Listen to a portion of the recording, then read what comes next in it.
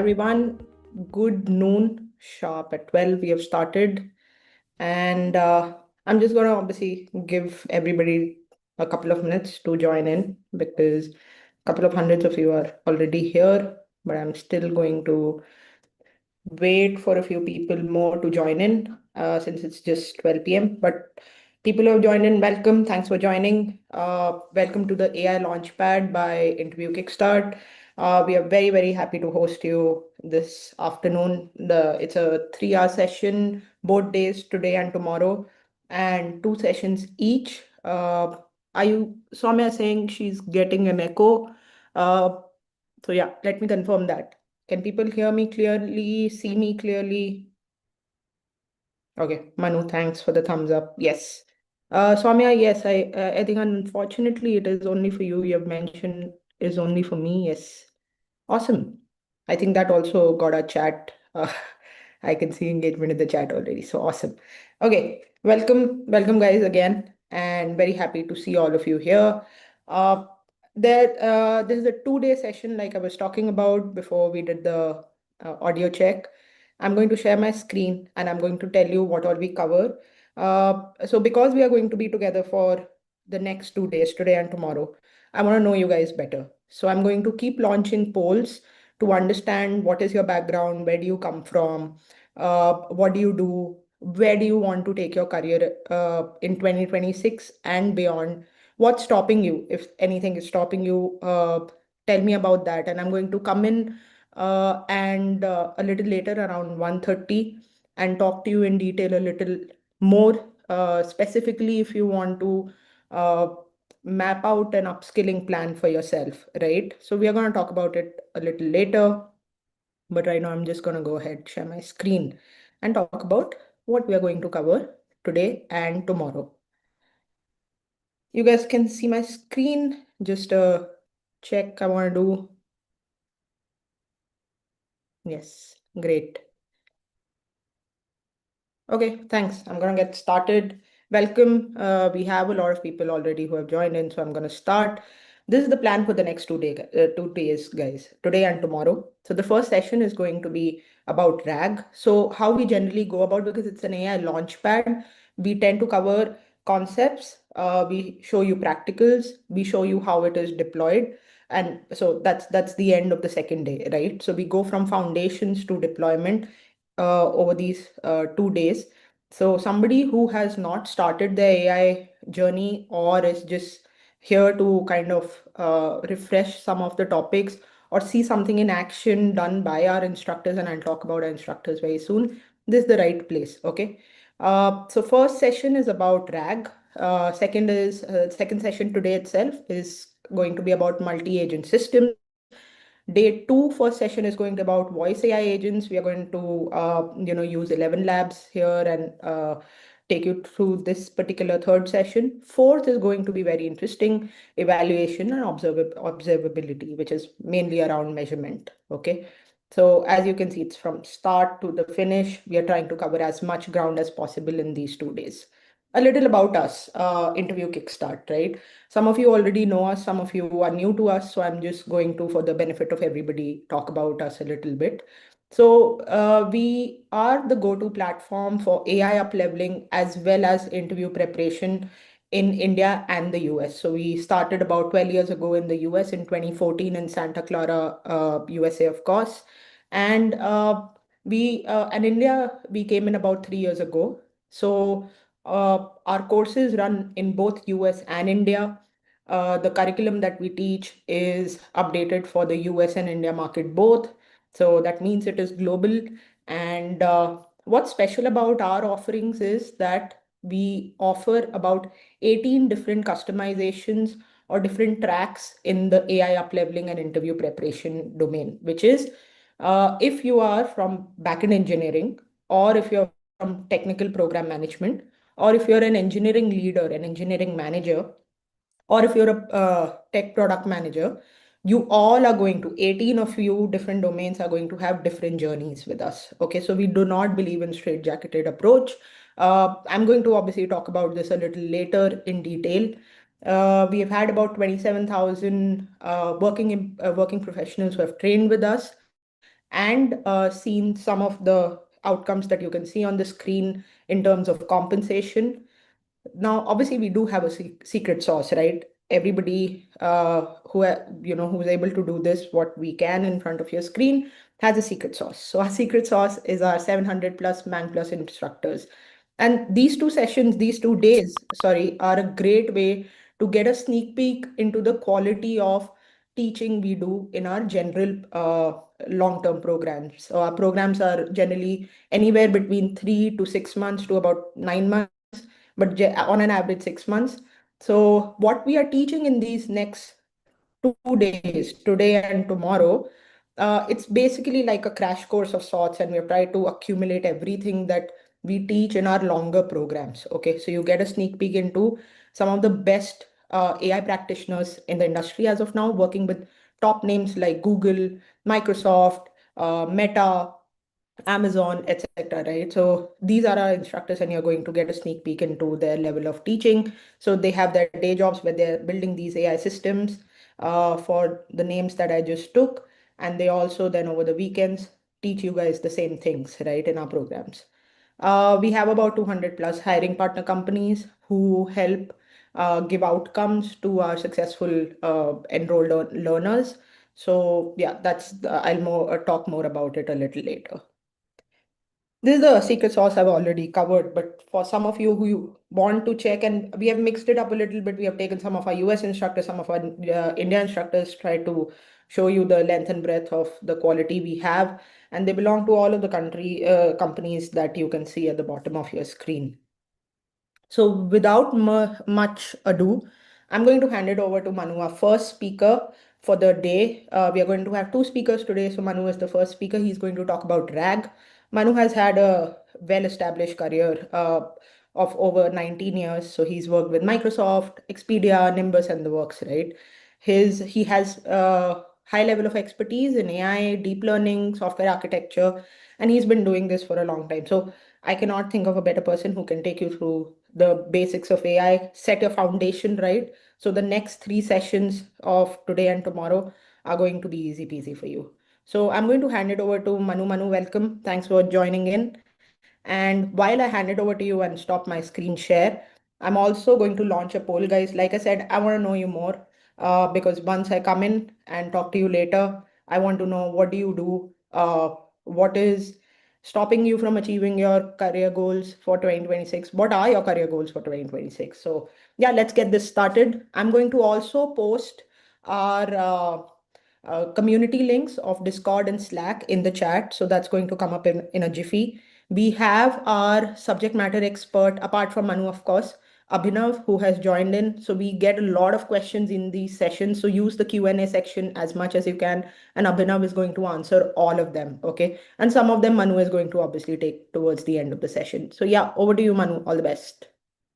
Thank you, Niyati, for the introduction, and welcome all of you on a busy weekend. I'm sure not everybody finds time on weekends, but you did, and we have curated a very well, put together set of slides for you, and I think you will draw a lot of value from this. So let's kick things off. Um, so today we are going to be covering retrieval augmented generation. This is going to be a very short session. We try to stuff as much value into this as possible. So hope you find that valuable towards the end. Uh, so these words get thrown around a lot these days, like RAG, like LLMs, like things like that. Um, I'm going to be laying out, nicely whatever is the lay of the land today in AI, and we'll be starting with RAG. The agenda for today essentially is that I will define these oft repeated terms, which are LLMs, agents, RAG pipelines, and everything. so that it becomes easier for you today and tomorrow to grasp all the concepts. Then we will define what the problem is with the LLMs and with the existing, like, already off the shelf models, and why was RAG necessary. Then we will define RAG. We will essentially get into the nitty-gritties. I will basically explain there are a couple of pillars. There are essentially two pillars, which is ingestion and retrieval within the RAG, and we will then move on to understanding the value proposition of RAG and what does not work well with RAG.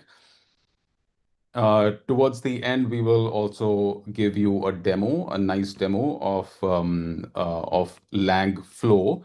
So Lang Flow is a tool where you can put things together graphically. There is no code required, or no knowledge of code required there. You can put a pipeline together graphically and get the same results as the most sort of accomplished pipelines. And then towards the end, I will mention how to productionize such a pipeline. What goes in from just a prototype to moving this pipeline to production and having the real value out of a production level rack.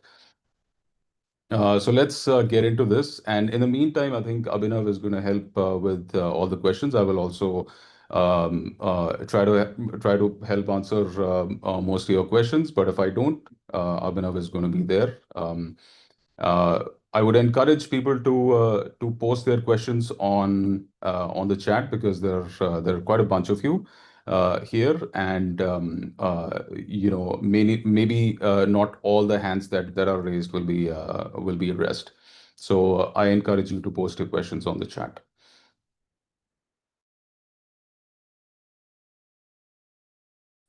So kicking things off, what are agents, right? So LLMs are basically large language models. Um, First, I always like to kind of deconstruct this term, which is large language model, into model, language, and large, right?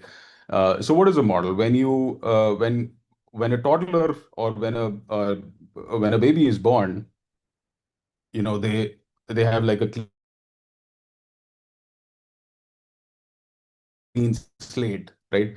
And to these babies, they are born with this neural network, and they start to kind of hear sounds. They start to kind of see interactions, and all sorts of data, right? So you can imagine that this is sort of a data.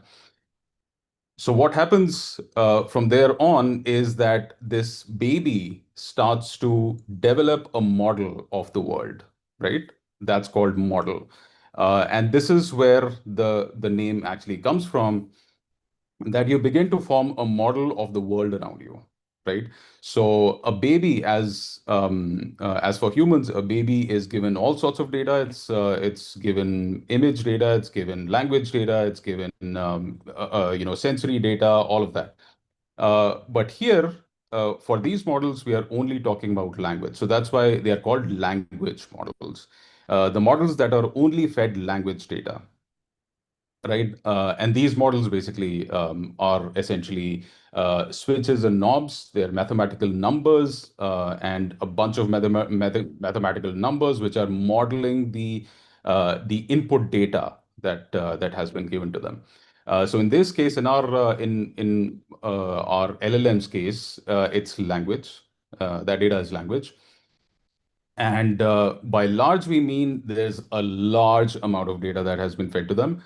Uh, and that large is equal to about the internet scale data, right? So you can imagine that that's exabytes upon exabytes of data that has been fed to them. So essentially, large language models are models that have been trained on large amounts of data, of language data, essentially, over a period of time, right? So what is different from a regular software? So there is a very stark and very conceptual difference between software and what model is. A software is basically instruction set for computers. However, a model is basically just data being given to computer, and the computer basically just learns the program, learns the instruction set by itself, right? So that is the fine difference between this. So that's what we mean by trained and not programmed. In many ways, humans also are next token predictors. You would have seen this term being thrown around, which is, LLMs are next token predictors. Humans are somewhat of that kind, especially when we are speaking, right? When we are speaking from experience, our prior experience. And every next word that comes out is based on that experience and the short form sentence that we are trying to form, right? So this is basically next token prediction that is going on when you're speaking, especially not seeing or not others. When I'm simply talking about the language modality. So LLMs essentially are next token predictors, but that small term is basically a misnomer. It hides a lot of details, right? You have a lot of experience, a lot of training that has gone into producing that next token, right?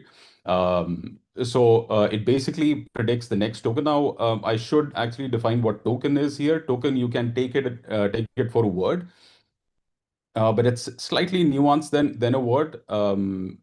If there's a word called productionizing, uh, we would hear that as one word, but the LLM would actually cut it down into three words: production, eyes, IZE, and ing, right? So one word would be converted into three tokens. So it basically has different meanings, and LLM has its own sort of dictionary of these tokens that it works on, right?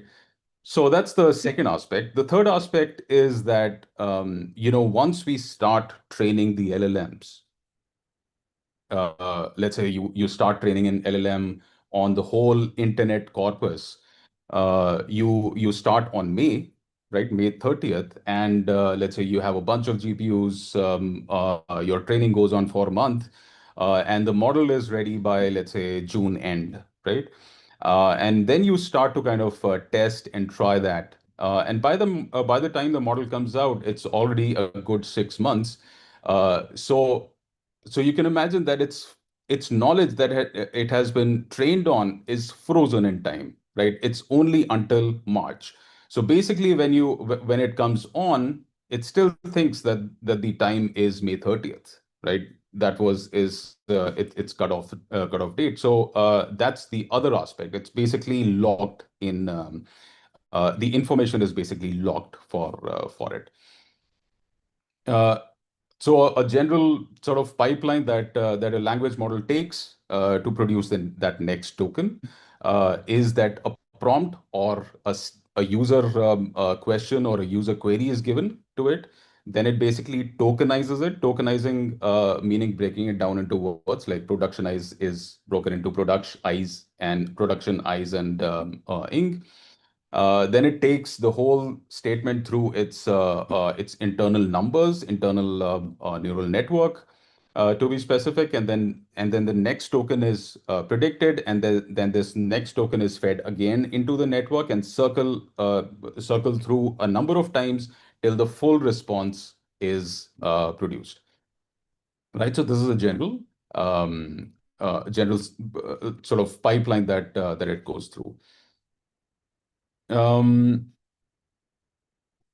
Now, let's also talk about what the strengths and the limitations of LLMs are.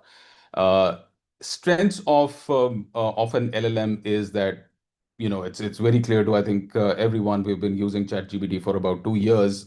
Uh, it summarizes like a boss, right? It drafts, it rewrites, it basically judges it rates your writing. It does all of that pretty well, right? It reasons over your input. It reasons over your prompt.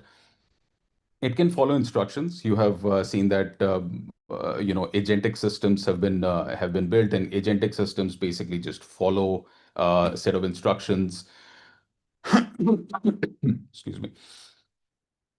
And it has a large swath of general knowledge, right? You ask any of the LLMs today, what is the capital of India? It'll basically just pop out the answer because it has memorized that knowledge.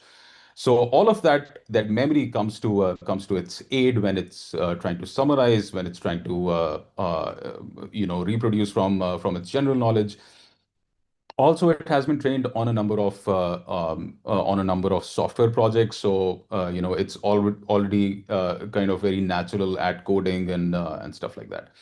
But given all that good things, those good aspects, there are very hard limits. Just one that we spoke of was the frozen information in time, right? So it never goes beyond May. If you've trained it until May of the year, it'll basically not go beyond that time. So your knowledge is basically frozen, and your is basically cut off. There is a cutoff date. Uh, there is there is no visibility into private corpora of organizations. So for example, a personal finance data, it'll never have seen in that training data, right? So it'll never be able to tell you, where you should not spend and where you should start spending and all of that, right? So there is large swaths of data still, which is basically private to organizations, that it does not have access to. So it has zero visibility into those private internal data sets. It hallucinates a lot. Uh, so what is hallucination, right? Hallucination is another word that you hear a lot these days. Uh, it is nothing but LLM fabricating something that it doesn't know, right? So if it doesn't know something, it'll not straight away tell you that I don't know it, right? It'll try to kind of create that data, create that output based on its experience. So that is called hallucination, and it'll not always be accurate, and this is basically why it's called hallucination, right? So it hallucinates very confidently because it's English, or its language grasp is impeccable, and people tend to believe all of that, right? So that's one of the other issues. It doesn't. It's never going to be able to cite answers, right? Because it has knowledge that it has developed and learned from a large corpora of data, but it does not have those stored anywhere. It has learned all of those data. So that's one of the other issues, that it cannot cite. And then it has finite sort of input, right? You can't just keep giving it large sentences or large inputs. There is a limit to it. There is a limit to how much in one go it can take, right? And that is called a context window. So we'll talk about all these aspects as we go along today. Um, a quick word about agents. You would think that when you talk to ChatGPT, you're talking to actual LLMs, but that's not an actual LLM. That's an agent. An agent is basically just a small, thin software engineering layer on top of LLMs. It basically helps manage the interaction with LLMs. It helps cache the responses. It helps cache your earlier responses, because if you actually communicated with an LLM, it would not remember your name from your last conversation, right? Every conversation it starts anew. It's like I don't know how many of you would have watched the movie Gajni. Every day he woke up, he had to kind of reread everything, right? So that's how LLMs are. LLMs are basically, they wake up every time you talk to them, right? So this agent is basically serving as a layer that gives that person its tattoos, right, so to speak, right? So that agent is basically giving it the information that or the conversation that you've had earlier with that LLM, and that you would want that LLM to remember. So basically, then LLM gets the whole context, and then it goes on and communicates with you, and that's what you see in ChatGPT, not the actual LLM, not the GPT-o4 Mini. If you spoke to o4 Mini directly, it would not remember your name. It would not remember whatever you spoke last to it, right? So that's an important difference between an LLM and an agent. So what agents help the LLM do is basically help it memorize, help it plan its action. So if, let's say, you want your LLM to go in a loop, you would ask it, hey, every time I give you something, you will observe everything, you will decide how to act, and then you would also observe the outputs, right? So all of that. So this is basically a plan, a rough plan that you give the LLM. And this becomes part of the agent that talks to the LLM. So you basically ask the LLM to observe, plan, act, and then check your responses, right? So all of that goes on in a loop. And this sort of agent is actually called React agent. It's called reason and action, React, right? So React agent is sort of a layer on top of LLMs that help it plan out its actions. So the reasoning core within agents now we are talking about agents and not just LLMs. LLMs are the core of agents, but agents form a small thin software engineering layer on top. So the reasoning core becomes LLMs. The tools become API calls, right? API calls can be HTTP API calls, they can be SQL API calls, they can be a network API calls, all of that, right? So all of that, which is classic software engineering, is now coming to the aid of LLM, and then now LLM can kind of control these APIs because it knows how to control these APIs from its training. And then it basically can do the same things that humans do. So now humans basically are just specifying things in plain English, and LLM is the one that is executing the API calls. And then agent also has memory. Memory meaning you have your previous conversations, you have some context that you want the LLM to be aware of. So all of that is managed by the agent. So that is the fine difference between an agent and a raw LLM, right? Um, so now what is the problem with the LLMs? Now, why can't we have all the goodness that LLMs um, the LLMs bring us? So first is the knowledge gap, and the other end is hallucination, right? So first is the LLM is, like we spoke, it is frozen in time, it is blind to private data, and then it's expensive to refresh also, right? So if, let's say, your training happened until March, you also wanted to remember, events that happened in, let's say, the FIFA World Cup, right? You wanted to remember who won the semifinals. Uh, the only option there, or one of the options there, is to kind of start the training again, and that loop would be called fine tuning. And fine tuning is like a shorter form of training, where we train only the outer layers of the model. We basically add information into the weights, into the numbers and knobs of that LLM itself, right? So this is slightly expensive because you have to you basically require a number of GPUs here. Long hours of training go into it, and it becomes quite expensive. Right, and not everybody has the time or the resources to do this. So we have workarounds to all this. But let's see without those workarounds, what can we do inside of an LLM?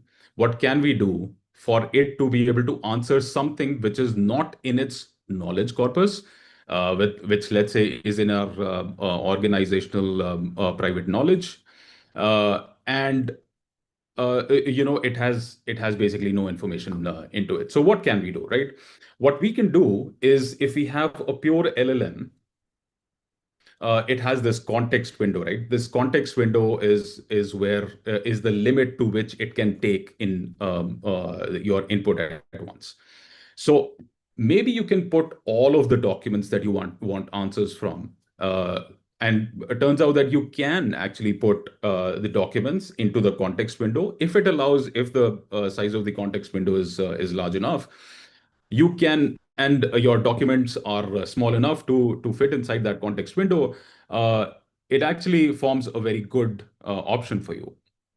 You won't require any layers on top of LLM. You can actually get the LLM to work through your prompts. So essentially, you feed all of the documents into your context window, and then ask your questions from the same context within the same context window, and it should be able to answer. A good example here would be, let's say, I feed it a PDF carrying my name, right? And then my question is, what is my name? So if I did not feed it that PDF and I just asked it my name, it would not know my name, right? But if I gave it my PDF and I said, oh, what is my name now, right? It's in the same context window, it would know my name. It will just readily give me my name. So that's what is meant by the feeding it into the context window, and we'll actually learn more about it today as we go on and explore RAG. So that is the first fix, right? You can basically stuff everything into the context window, and it shall answer if you're lucky, and it fits inside the context window. So second is the fine tuning, as I mentioned. If you wanted to know information from your corpus, you would have to fine tune it on your corpus, and that's very resource intensive. It's basically sometimes also required if you're seeking certain style and behavior of your LLM. So for example, you wanted to be sort of, let's say you want your agent, which is representing your company, to not mention about your competitors, right? You would want to fine tune such a behavior into your LLM, and things like that. So these are the things that you can do to a raw LLM, but it does not fix everything, right? It Maybe your documents are larger than the context window, which is usually the case. Fine tuning is usually stale on arrival, because your every time you fine tune, it takes a long time. And let's say you're trying to fine tune it on some temporal data, some timed dimension data, which is, let's say, price of a stock, right? So if you fine tune it on price of a stock, by the time it's done fine tuning, the stock would have moved on, right? So that is no option. It basically is stale on arrival. So fine tuning sometimes does not work. Um, and essentially, there is a lot of cost to update this new training run. Basically costs a lot, so it's prohibitively expensive for everyone to do. It is good for tone and format matching to your organizational theme, right? So that's something that people do fine tuning for. Again, in terms of citations, fine-tuning will not be able to produce any citations, because whatever data you train it on is learned in the weights, and it is not stored anywhere within the weights, right? So it will not never be able to cite anything. So these are some of the approaches. Now we will be discussing more about the RAG approach, and I will go through each of them in detail, and how RAG actually counters both of these limitations that we have discussed. Um, so this is the diagram that I want you to kind of have in your mind, and I'll just quickly gloss over this diagram. The most important things that or the most important components that I'd like you to kind of remember from this are the embedding model, not the LLM. The embedding model. The embedding model is also sort of a tiny LLM. I'll talk about it more. This embedding model does nothing but it converts text into numbers, right? So embedding model is one, and the vector database is the other. Vector database is just like regular databases, just one a speciality that it basically deals in numbers and similarity in numbers, right? So all the numbers that have been put out by embedding model are stored in vector database, and then the similarity is gotten, right? So let me now get into this whole pipeline, and we'll gloss over it, and then we will get into the details.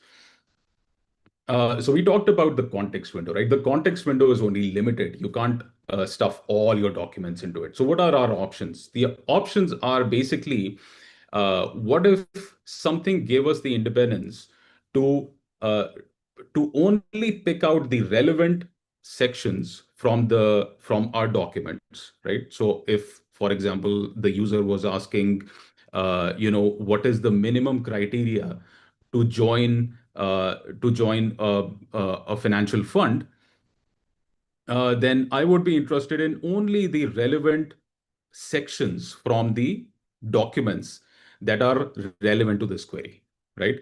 So I want a mechanism that basically picks out, that basically divides these documents up into sections, into many different sections. And then I want a similarity sort of score, right? Similarity between things, similarity between user and the asked document, right? So this is what we are going to build now. So all the document corpus, like let's say your 10,000 PDFs that you have in your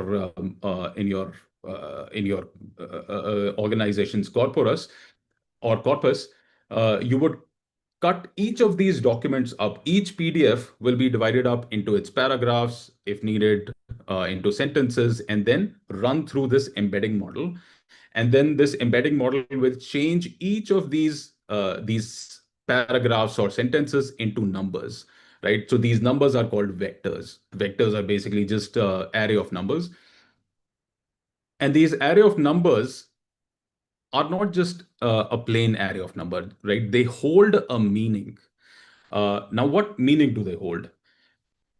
Now, for example, I will skip to this slide real quick, right? So, for example, you were feeding it two words, dog, cat, or three words, dog, cat, and an airplane, right? Uh, you put out, you put in dog, it puts out a number. You put in cat, it puts out a number. You put in airplane, it puts out a number. What you will observe between dog and cat's numbers is that if you plot it on a 3D shape, those two numbers will be very close together, and the airplane will be very far, right? So there is sort of a meaning encoded into these numbers. So it's not plain numbers, there's a meaning encoded into these numbers, and this is called semantic meaning, right? So this is what is special about embedding models. They encode meaning, the semantic meaning of something, of whatever you input into these embedding models, and these numbers, basically these vectors hold these meanings, right? And if you put cat and dog together, they will be very closely put together. And if you put airplane and fighter jet, they will be put together. If you put, apple and mango, they will be put together, and they will be very far from dogs cluster. They will be far from vehicle cluster, and the vehicle cluster will be like sort of big set of which this airplane and fighter jet are part, right? So I want you to imagine like a big multi-dimensional space where these clusters have formed, and this is how the embedding model actually imagines the world, right? It imagines the world in terms of these clusters, right? So it'll place these cats and dogs in one cluster. It'll place fruits in one cluster, vegetable in one cluster, roads, infrastructure, one cluster, vehicles, one cluster, right? All of that. And then these associations, the words and these arrays, they need to be stored somewhere, and that's where vector DBs come in, right? So we store these numbers on vector DBs. And the special thing about vector DBs is that they can give us similar things, right? So if I have the vector of dog and I want similar things, it'll basically pick up the vector of cat, and it'll give it to me, right? So essentially that is what is special about vector DB. So I want you to just uh, uh, I want you to kind of just focus on these two things, these two components, which is embedding model and the vector database, and these are core to a RAG pipeline. So now let's traverse the whole pipeline, right? You have a bunch of documents, you cut them up, you feed it into embedding model, then you index them, then basically index them into the vector database. And then the user query comes here, right? It's the third one. So your user query again is going to run through the embedding model. It'll be encoded, and then that encoding of the user query, right, will be looked up in the vector database for similarity. And that similar vectors or similar points or nodes in the clusters will be retrieved from this vector. So similar documents will be retrieved from this vector. And these similar documents will then be fed into LLM's context window,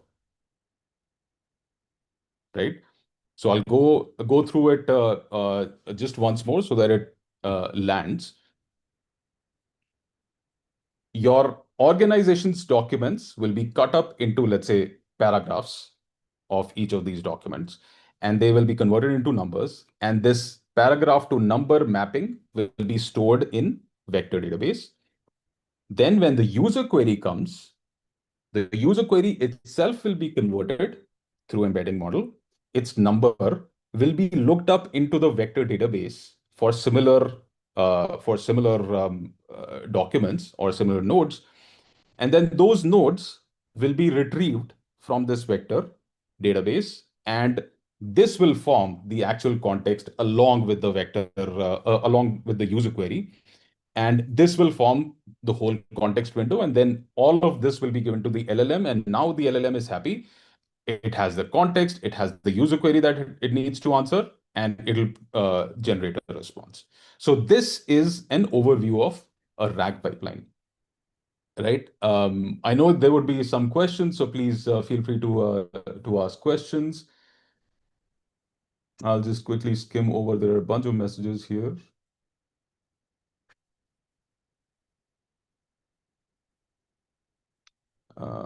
Okay. All right. I think Abhinav is working quite well, quite hard here to answer. So I will carry on. Cool. So so we want to develop an intuition about this, right? The intuition is that, if you talk to an LLM, you talk to an LLM about one question, it basically just goes, okay, in my memory, this is what it is. What is the capital of France? It'll say Paris from its memory, right? But now with RAG, it has an open book exam, right? You're providing it all the information that it needs, that it has the answer from, right? And it'll basically just consult that within its context. It does not have to go back into its memory, right? It basically just looks it up on the context that you have provided and then answers from it, because it has that cognitive ability now to answer from it. So this is what is the difference between a pure LLM answering your question and a RAG answering your question. It's like an open book exam, right? And this is like another AI image, uh, and AI images basically it's trying to depict it in more complicated sense than it really is, but it says the same thing, right? Here.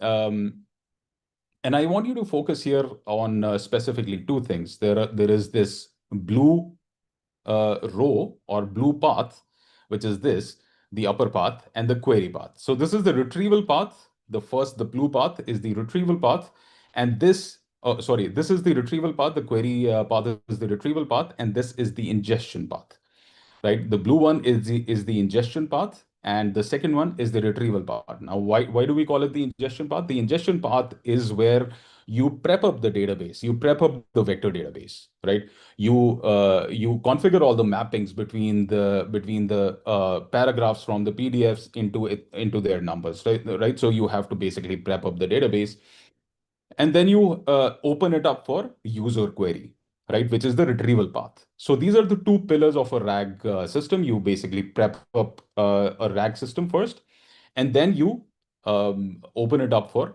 user querying. So once the vector is there, and your embedding model is there, you can open it up for user querying.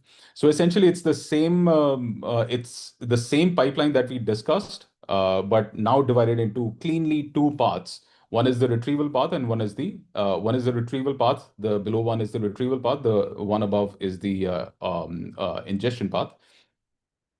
So all of your documents get ingested into your database. First, you do ingestion, meaning just loading of your data, loading into the computer's memory.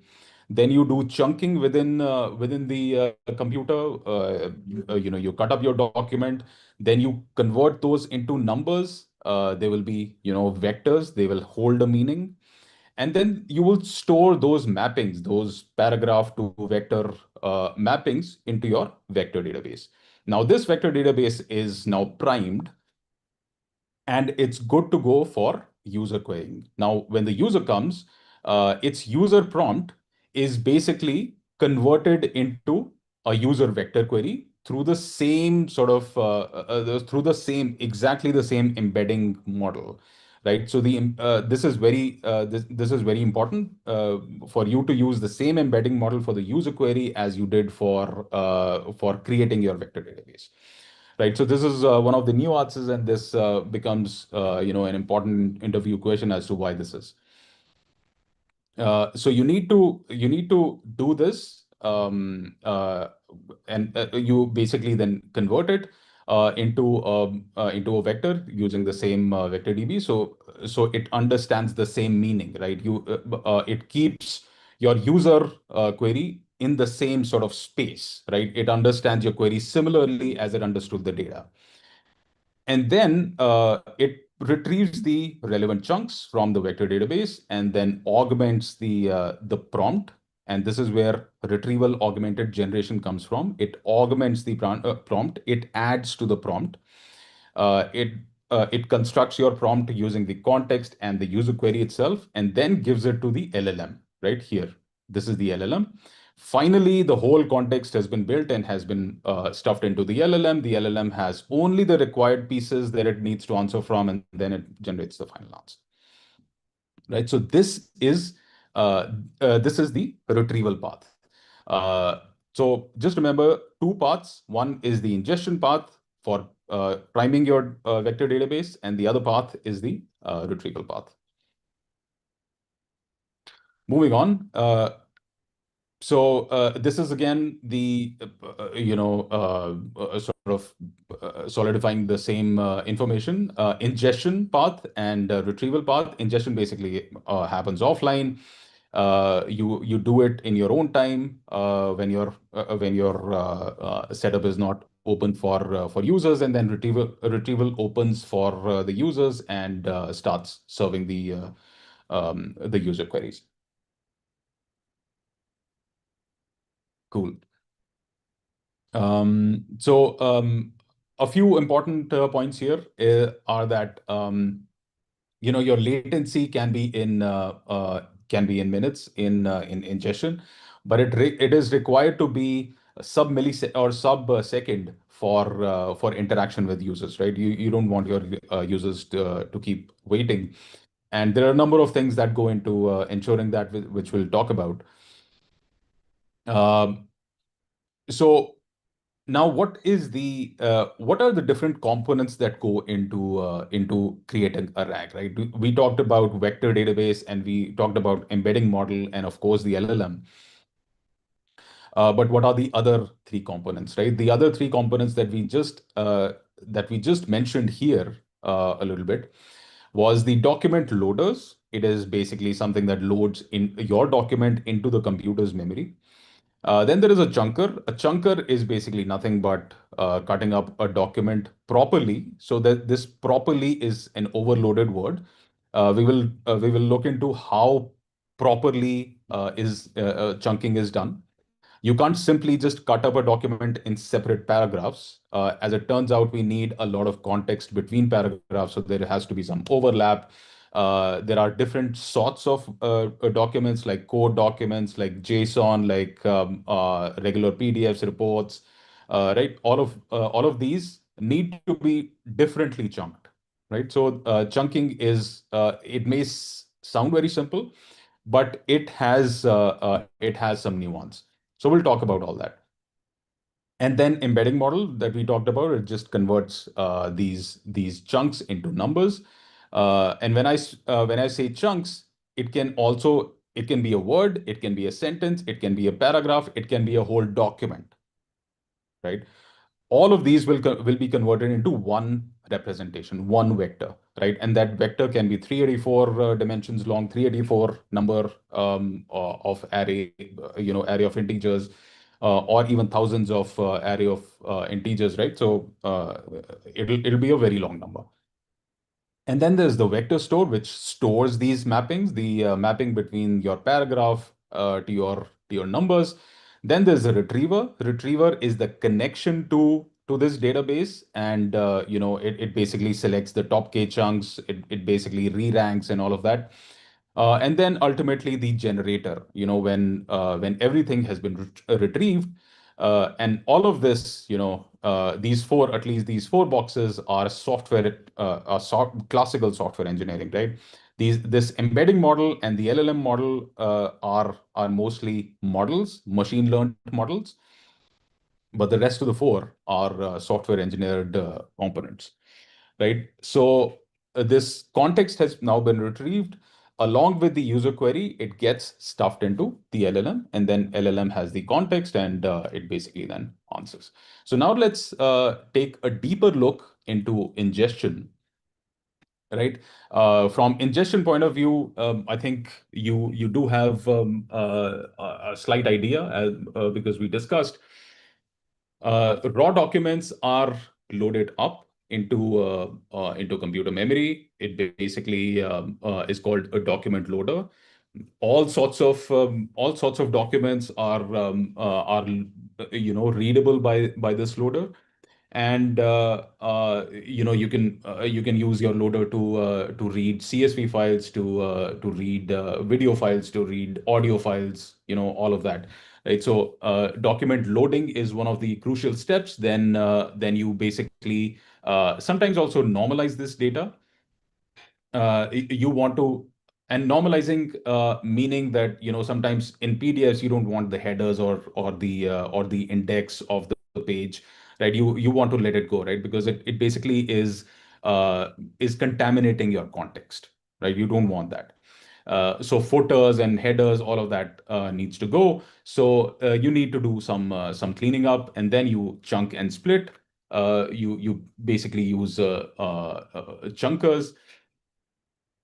Then you take it through the embedding model. You also extract your metadata, because you want to be able to cite these documents, right? So apart from getting the numbers against those paragraphs, you also want what document did this paragraph come from, right? So that is the extra metadata. And that you store all of that into vector database. Now, vector database does one thing very well. It gives you similarity scores. And it basically stores all of those numbers in close proximity because, embedding model represents those as close proximity. So it basically just projects the thinking or the model of the embedding model into an actual vector space, which is stored and which is queryable for us, right? So this is what is happening. So this basically runs continuously. This is continuously updated. You want to have the latest news, what is happening in the war situation, or what is happening in the stock situation, what is the stock price, and all of that. So this can be kept very fresh, right? And this is why your chat GPT is able to answer what is the stock price of I don't know, Uber today, right?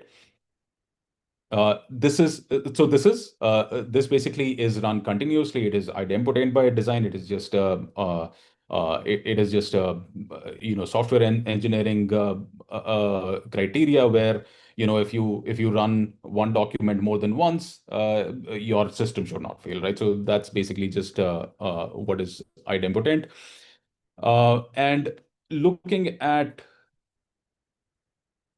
So loading and parsing, some nuances of loading is that sometimes you have to respect the permissions of the resource.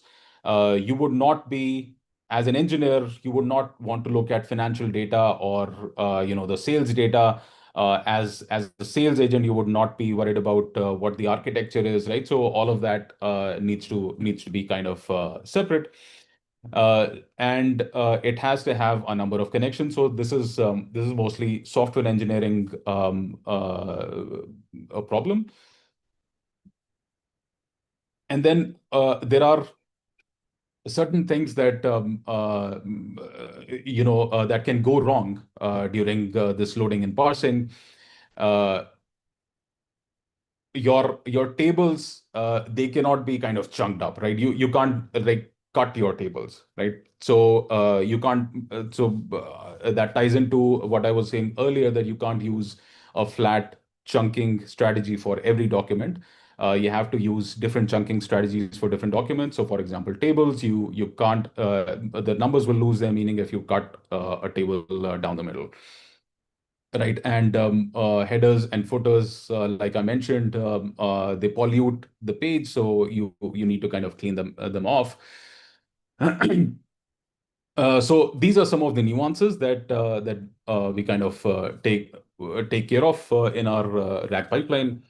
And then why do we chunk at all, right? We could be served by just feeding in the documents into the LLM. If let's say, these days the LLMs have like a million long token window, right? A million long context window. Uh, and most of our documents, to be honest, would fit that kind of window, right? But why do we not do that? The problem is that there is also called an LLM context rot, right? So if you give it context, if you give it a lot of good context, but also a lot of bad context, that will basically rot its actual context that it needs to run. So you need to provide it the right context to answer from, right? So that is something that is very important. You need to ensure the quality of your context that is retrieved. Uh, and also, you need to kind of keep your vectors really updated. If something changes in your document corpus, you need to kind of update that immediately into your vector. So your vector database does not experience a drift, right? So this is quite important. Um, and the only takeaway here is that you can't chunk your documents too small or chunk your documents too big, because if you do them too big, you're rotting the context. Or if you do it too small, your context is not handing off to the next paragraph, right? So you need to so that is a balance that you need to maintain using your chunking strategy. So there are a number of chunking strategies. There is a fixed size, usually never used, but used in certain documents, like where tables where there are tables, they need to be kind of cut up into specific sections. And of course, I mean tables that do not share the context, right? They are just records. So if they are just records, you can cut them up into fixed pieces, but that's pretty much the only area where fixed size is used. Recursive is, if you're given a PDF, you boil it down to the sections, and then you boil it down to the subsections, and then you boil it down to the paragraphs, and then, if needed, statements themselves, right? Specific statements. So this is called recursive chunking. And then there is a semantic chunking. Semantic chunking is much more effective chunking, but it's also costly chunking. Semantic chunking is taken through another LLM, right? We spoke about LLM, we spoke about embedding model being the only two machine learning models within this RAG pipeline. But here, if you use semantic chunking, it introduces another sort of touch point of LLMs. So semantic chunking is, it basically helps your RAG system to actually tell where one of the concept ends and the other concept begins, right? So it helps you kind of do smart chunking, right? So you will smartly chunk your document. That is called semantic chunking. And then document-aware chunking is basically your chunking based on the kind of, or the type of document that you have at hand. So these are some of the chunking strategies that we have. So let's also look at the embeddings. Embeddings are, like I said, it basically converts from a paragraph or a sentence or even a word to a vector. Where is embedding important? These numbers can be from 768. In fact, it can also be 384, as we'll see today. So 384, 768, or 1536, there are all sorts of embedding models that give you these number representations for your words. Obviously, if there are more words, more nuance will be contained in them. So essentially, the bigger your vector, the more your sort of understanding of that paragraph. And then again, we saw that the embedding models model of the world is actually what gets projected into the cluster that is stored within the vector DB, and this is what is the map of meaning essentially. It basically clusters these cats and dogs together, and then all of the animals together, right? If there are breeds of the dogs, they will be closer, in fact, to the dog than to cats. So if you are looking for breeds of the dogs, actually breeds of the dogs will be given to you and not cats, right? So all of these things, they basically form location within this high dimensional space, within this 384 dimensional space that we talked about, right? 1500 dimensional space that we talked about. They occupy a point, right? So all of these are just 3 dimensions shown here, but there will be like 1500 dimensions where this will be plotted, and all of these will form basically clusters around similar things, right? So that's what is a map of meaning. Now, what is vectorization is in specific, you can choose these embedding models based on an MTEB benchmark. This is um, this is one of the more public benchmarks, text embedding benchmarks. I think it's called major text embedding benchmark or something. But one of these, so these are benchmarks where you can look up for the right embedding model that you want for your problem, right? So embedding models actually come in all shapes and sizes. There are general embedding models, but there are sometimes, if let's say you're looking for scientific documents, right? You don't want a general embedding model. You want a model that is trained in scientific research data, right? So you would want something that is leaning towards that. So these benchmarks basically help you choose these embedding models. Dimensions also matter, as to if 384 is not cutting it for your need, you need to kind of increase that dimension to a larger dimension like 784 or 1500. Right. But the golden rule is that you should never mix between the retrieval path and the ingestion path. You should never mix the embedding models. They should stay the same, because the meaning that you have created, from the documents onto the vector DB should be the same meaning that you pose your user query to, right? So that is the intuition there.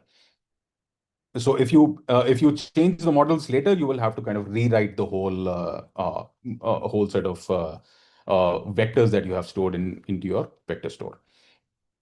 And this is your vector store is your knowledge warehouse. This is where all of the vectors that were produced by your embedding model are stored. Uh, it is stored along with the chunk data. It is basically just the mapping of the chunk data plus the metadata, the document that it came from. It allows you to search the actual algorithms that go into search for the nearest neighbors are like ANN, approximate nearest neighbor. This was invented by Spotify, a very popular music service. There are other algorithms like HNSW that also help in quickly figuring out what are the neighboring elements of a point that you have resolved to. Right. So all these searches, this is not magic, right? Inside of vector DB, there are a number of algorithms going on for similarity searching. Right. So you have to use top K. So you have to use certain these algorithms. Then there are filters available within the vector store. You can actually have separate, and this is actually software engineering from regular databases, just SQL databases. You always use filters, right? You have similar filters in vector DBs where you can choose only for HR docs or updated this year or stuff like that, right? And so you have to sync this with the fresh knowledge all the time, and this is what keeps your ingestion pipeline current. Now let's take a look at the retrieval pipeline. The retrieval pipeline is much faster than the ingestion pipeline. The retrieval pipeline should actually be sub-second. And here, the user query is first basically converted into the number through the embedding model. It is then similarity searched on the vector database. As you see here, it is similarity searched on the vector database.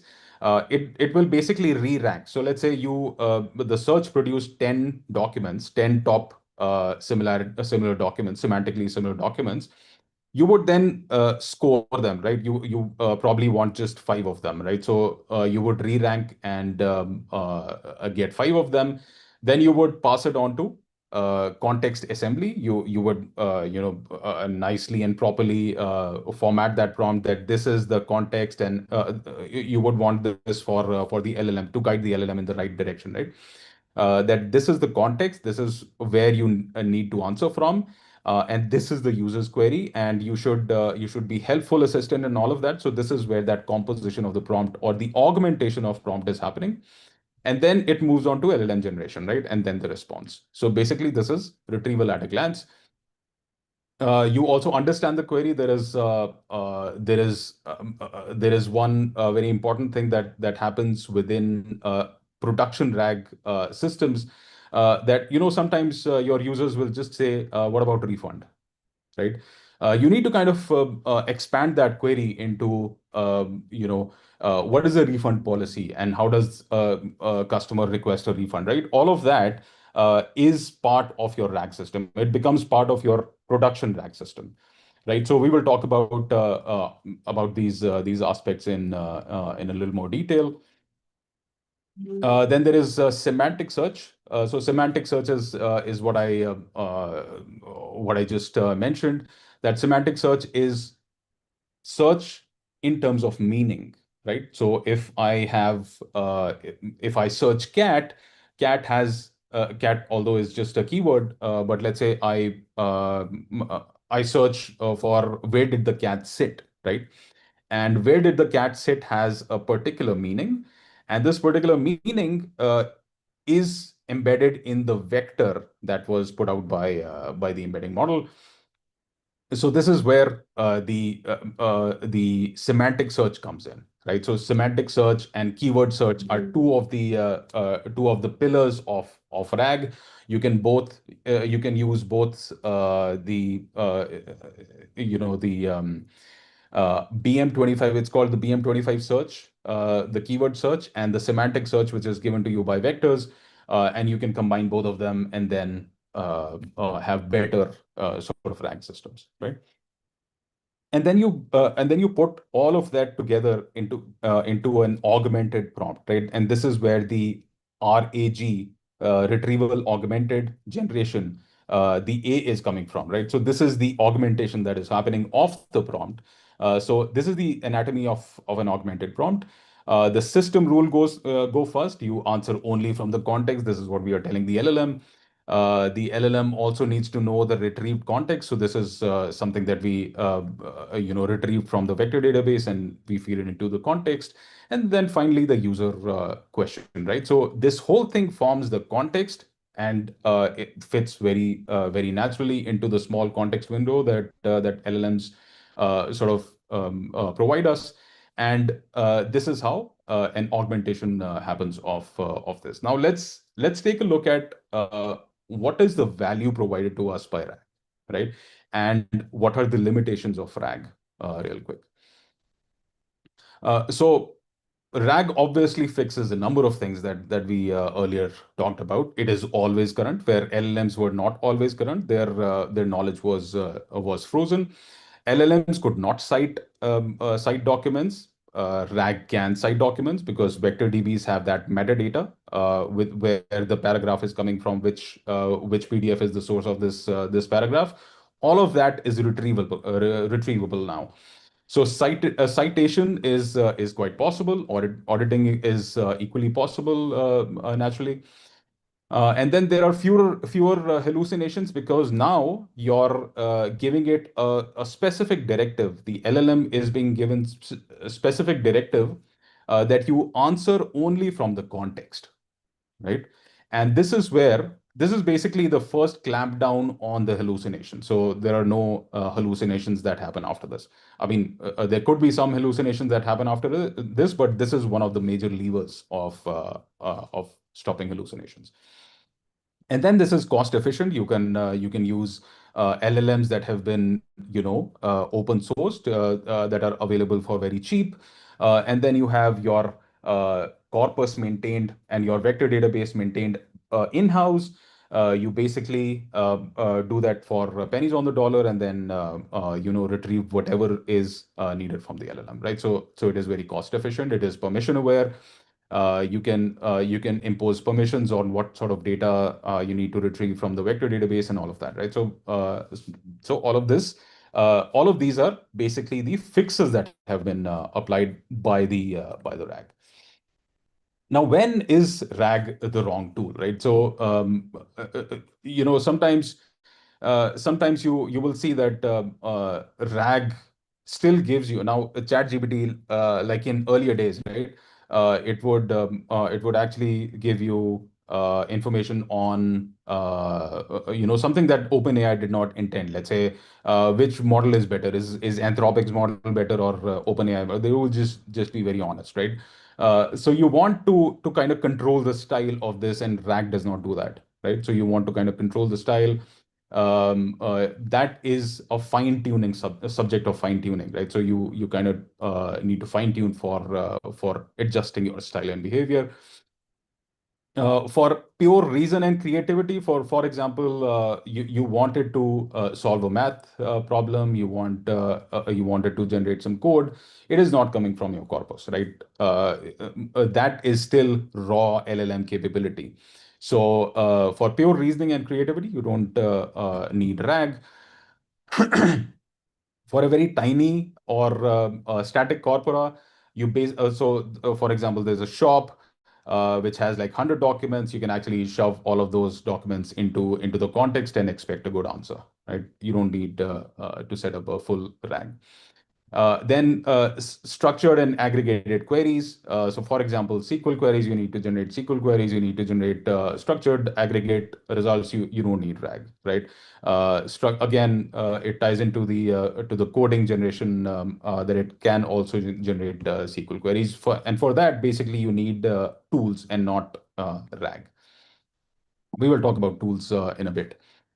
And then there are some APIs so for example, you want to learn about stock prices. You actually do not need RAG exactly for stock prices. For stock prices, there are APIs available free of cost, and then LLMs are fully capable of calling those APIs without a RAG pipeline. So we'll talk about all that. So there are certain things that you don't need RAG for. There are, of course, some failure modes that we need to be aware of. There are retrieval misses. The moment you basically uh, almost all engineering teams who set up a RAG pipeline run into these issues, right?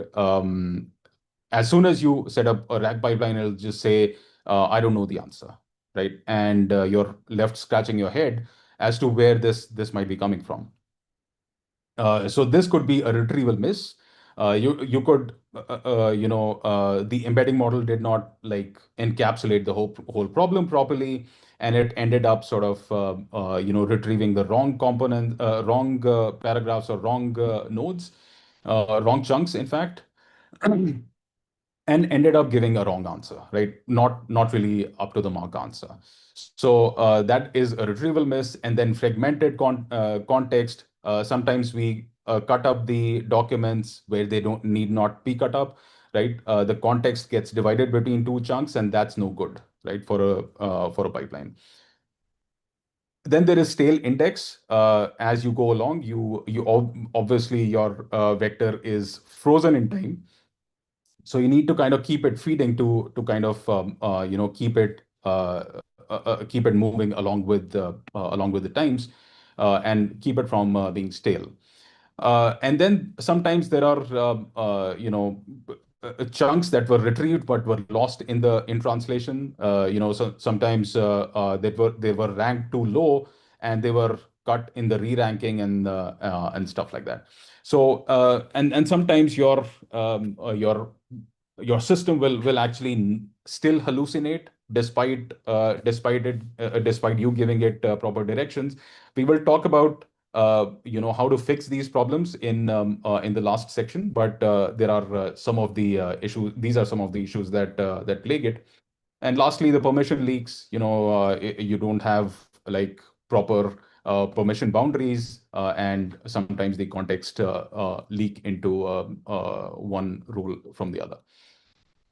So now let's move to a quick demo of Langflow. Now, Langflow is like a tool which allows you to graphically plot a pipeline. It requires no code at all, and you can place cards of these separate pipelines, these components that we talked about: the embedding model, the vector database, the prompt conditioning, and all of that. Like all of these are boxes, and they will look much like the pipeline that we discussed. So this is a tool that helps us do that. The problem that we are trying to focus on today is we are building a research assistant within Langflow, which is a fund research assistant. And this fund research assistant is basically it basically has access to a fund research firm which has a bunch of documents, and we want to know. Let's say I'm a user that I want to that wants to invest into this fund. What is the minimum criteria? And I don't want the user to go through a number of documents. I can expose this RAG agent, and this RAG agent will answer from very naturally, very cognitively will answer from the documents that we provide. Right. So let me really quickly open up Langflow, and it'll take a bunch of time. So this is how Langflow looks like, and you can actually download it from langflow.org. I will talk a bit about. So let's say you give it. Uh, you give it some email address, and this will take a bunch of time to kind of download a number of things. In the meantime, let me look at any questions that I can answer.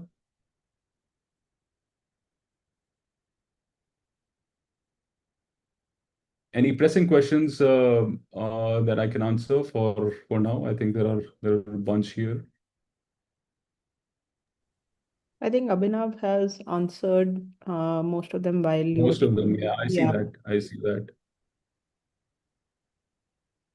But if you Okay. find something in the chat you want to specifically talk about, you can go ahead do that while it's loading. Yeah, see, most of them have been answered correctly.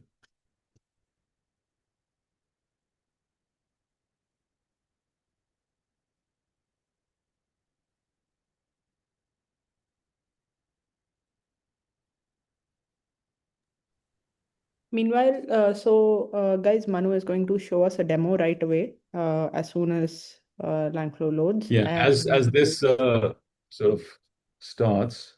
Yeah, go ahead. Sorry, didn't mean to interrupt there. no. Thanks for that. And I'm going to come in and show you the result of the poll that I took when we started off the session. And we are going to discuss further on that. And then we are going to go ahead right into our session number 2 for the day. So, yeah, a lot of people are asking for So there's recording. a Yeah, so Sorry? there's a question on Yeah. sorry, there's a question on the chat from Dimple. Is Langflow open source, and how efficient is it in comparison with LangChain and LangGraph? In fact, that's a good question. Langflow is open source. Langflow is actually based on LangChain and LangGraph. It is actually a tool from the same shop. This is good for prototyping. I should observe, but you can actually use this in production in simpler workflows. Yes, you can. For more involved workflows, I would suggest using NA10. NA10 is also open source if you can deploy it yourself. They also have a cloud offering which is paid, so you can kind of do that. Yeah. Any other questions that I can answer? And I think apart from this, there are a couple of slides left for productionizing. Yeah. So this is something that we'll cover right after our demo, if this decides. Rohit has a question on, can LangChain be good to use for automation test agent creation? For sure, this is actually a great test use case for this. For simple agents, you can actually keep making these, and it's actually very efficient in terms of you won't even take like 5 minutes to bring it up. So what is the difference between LangGraph and LangFlow? So LangGraph is like a programming equivalent of this, right? So you can define the same graph that we will build today into in a program itself. So that's what is LangGraph. But if you want to do it graphically, you would use LangFlow. How we set up instructions, information is out of context for RAG. Okay.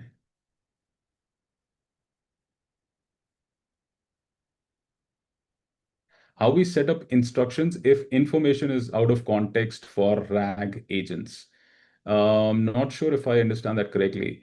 So you mean how do you set up instructions if the information is out of context, meaning the user's question is out of context, or the data itself is out of context? I'll probably answer both.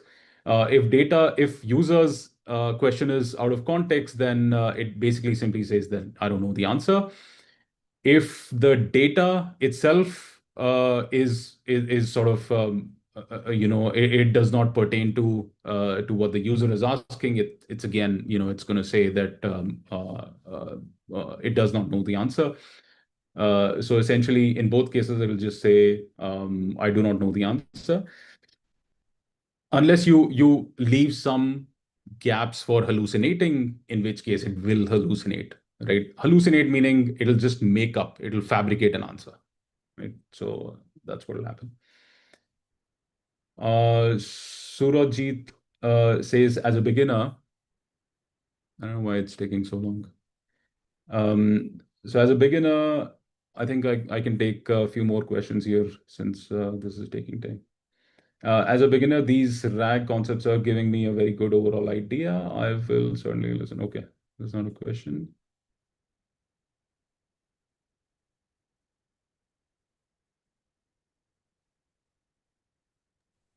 Do you want to take these two questions together? Could you explain grounding and how to implement guardrails? Yeah, absolutely. So we will come to this, Yeah. Amrita and Chandana. We will come to this in productionizing. That's exactly what we are, productionizing is about. Which is best, Langflow or Crew AI? Well, so Crew AI is for so Crew AI again is I'm not aware if there is a graphical interface for Crew AI. Crew AI is mostly programming based, and Crew AI actually has a number of agents, right? So you can very easily start a number of agents using Crew AI. Okay, thankfully this has started. So I'll just answer this question. So Crew AI is mostly programmatic, and Langflow is again graphical. Which one is better? I think it depends mostly on your use case. If it is a simpler use case, you would be okay with LangGraph or Langflow. If it is a very complicated use case, you want a number of agents coordinating together, then I would lean towards Crew AI. How can we evaluate RAG systems? Is it similar to LLMs? And in fact, this is something that we'll cover, Dimple, in a bit. All right, so now let's get back to now. This is decided to kind of open the screen. So let me now. So when you'll be presented with this screen when you register first. You can simply just drag and drop um, the file that will give you after this.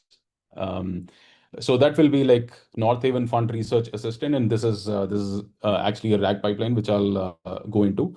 But first, we need to set up our model, right? So what is our model? We'll just use OpenAI. So if you have your key. If you have your key from here, you'll just add that key here and save. And this should say invalid. Okay. I, I copied something else.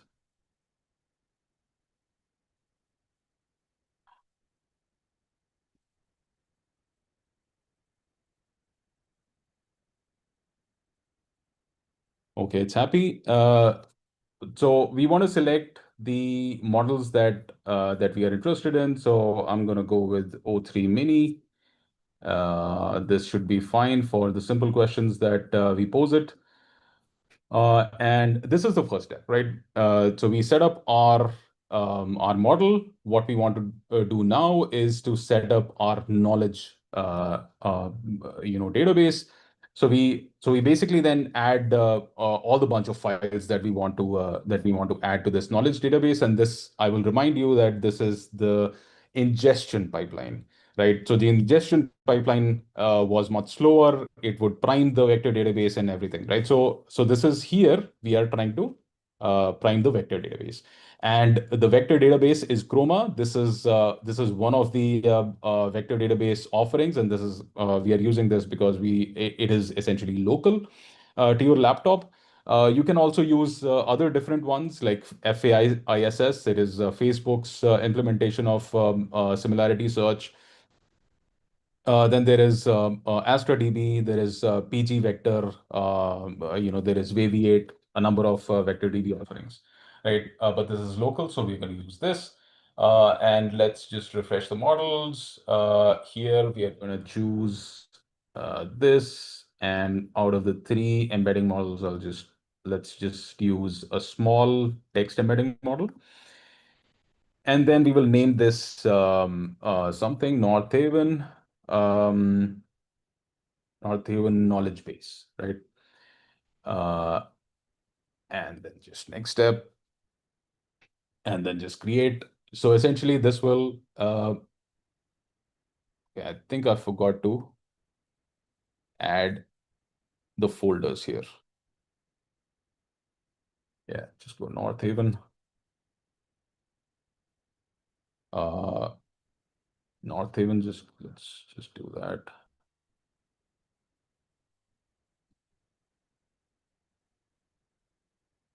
So then we add files to this, and here are it's essentially the files that we want to load up. It's got these here. We will essentially uh, tune the number of the chunk size. So we will have 1,000 word long chunk size, and we also want to configure an overlap of the chunks, so 200, so that it doesn't lose the context between chunks, right? So that's what we want. So now we have all these parameters. This text embedding small is the embedding model that will be used to create this vector database. This is the vector database. This is the chunking strategy, and this is the name of the knowledge base. You will see that this is going to go for a few seconds, and it should be happy in a bit. So this is the ingestion pipeline. Now it's ready, and we are ready to now set up our retrieval pipeline. So the retrieval pipeline is given to us by this. Now let me take a second to describe this input pipeline. You will see exactly the same components as the pipeline that I had demonstrated. So this is the knowledge. This is the vector database, the knowledge base that we have built. Ingestion has already happened. We want to retrieve. So let me just refresh this post, and it has gotten now North Haven. The search query is going to be.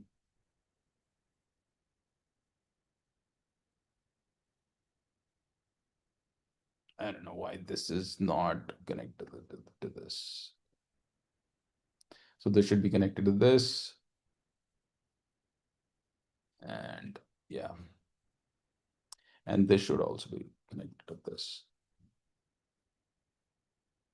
Yeah. So this is how easy it is, right? You saw that I could kind of drag and input into some box, and this is your knowledge database.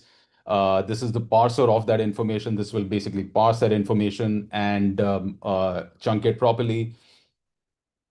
As in chunking has happened, but it will structure that properly, whatever information is coming out. And then the prompt augmentation will happen, right? The prompt augmentation, and this is sort of a longish one. Let me make it legible.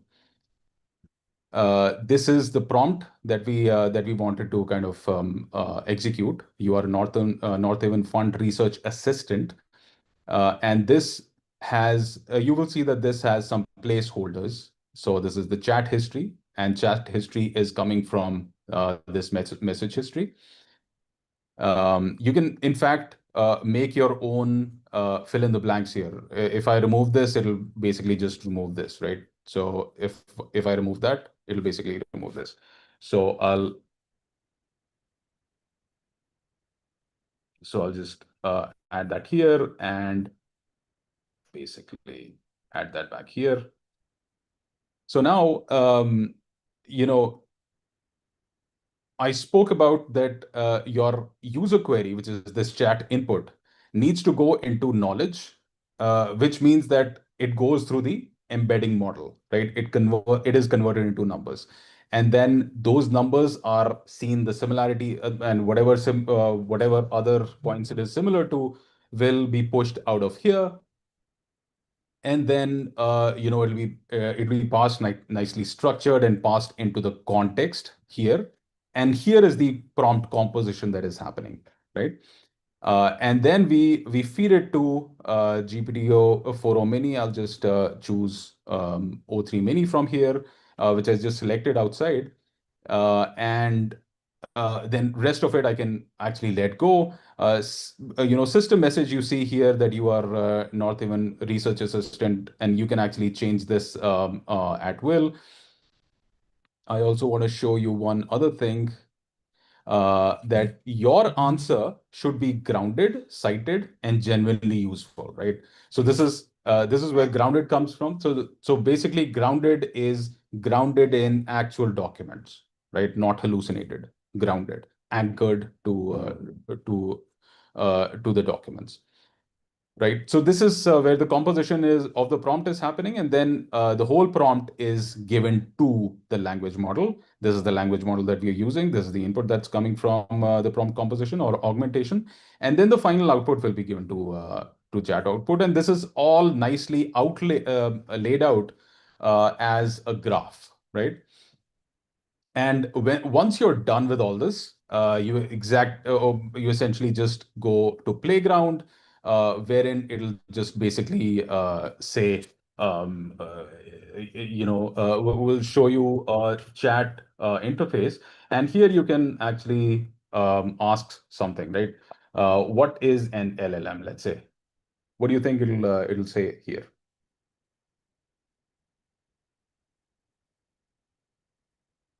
So let's see what it says here. So I couldn't find that in the context. So good news, right? It did not hallucinate, right? It basically did not know the answer because we had special instructions for it to not answer beyond the context. So let's now answer. Let's now have a very particular answer to something that is North Haven, right? What is the expense ratio of the North Haven Global Equity Fund, as as of when, right? So let's try that question. And fair enough, and sure enough, it basically puts out the exact grounded answer. It has class A, class C. This is the expense ratios for this. And let's say if I were to kind of go into class C, um, right? Ratios for class C, it'll even do that for me, right? What are the expense ratios? So it should basically just put out a single statement, right? So for class C, it had this, right? So now it's basically answering from your corpus. And this data can actually be your own financial data or your company's data, your whatever you want the answers from. Any quick questions we have here? I saw one. So can we have this record? Okay, we have used this bedrock. What is KOF? Not sure where you saw KOF. Okay. So Mukesh Anand says grounded, could not understand. So Mukesh, grounded is basically just tying it down to the documents, right? Grounded, like it's grounded to the answer. It's anchored to the documents. It's not hallucinating, right? That's what grounded means. Uh, do we need to do this linking every time? So Amrita says, do we need to do this linking every time? The linking, no, you don't need to do this linking every time. Once it is saved, you can close it and then open it. Lang flow, and it should show you that same linking without a problem. Namrata has a question.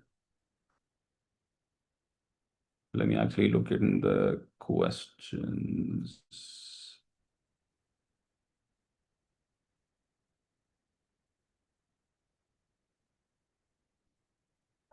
Namrata, can you put your question down here on the chat, please?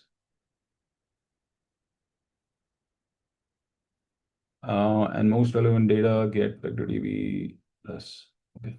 Yeah, so you will have those links preserved for you. And this is basically your whole setup.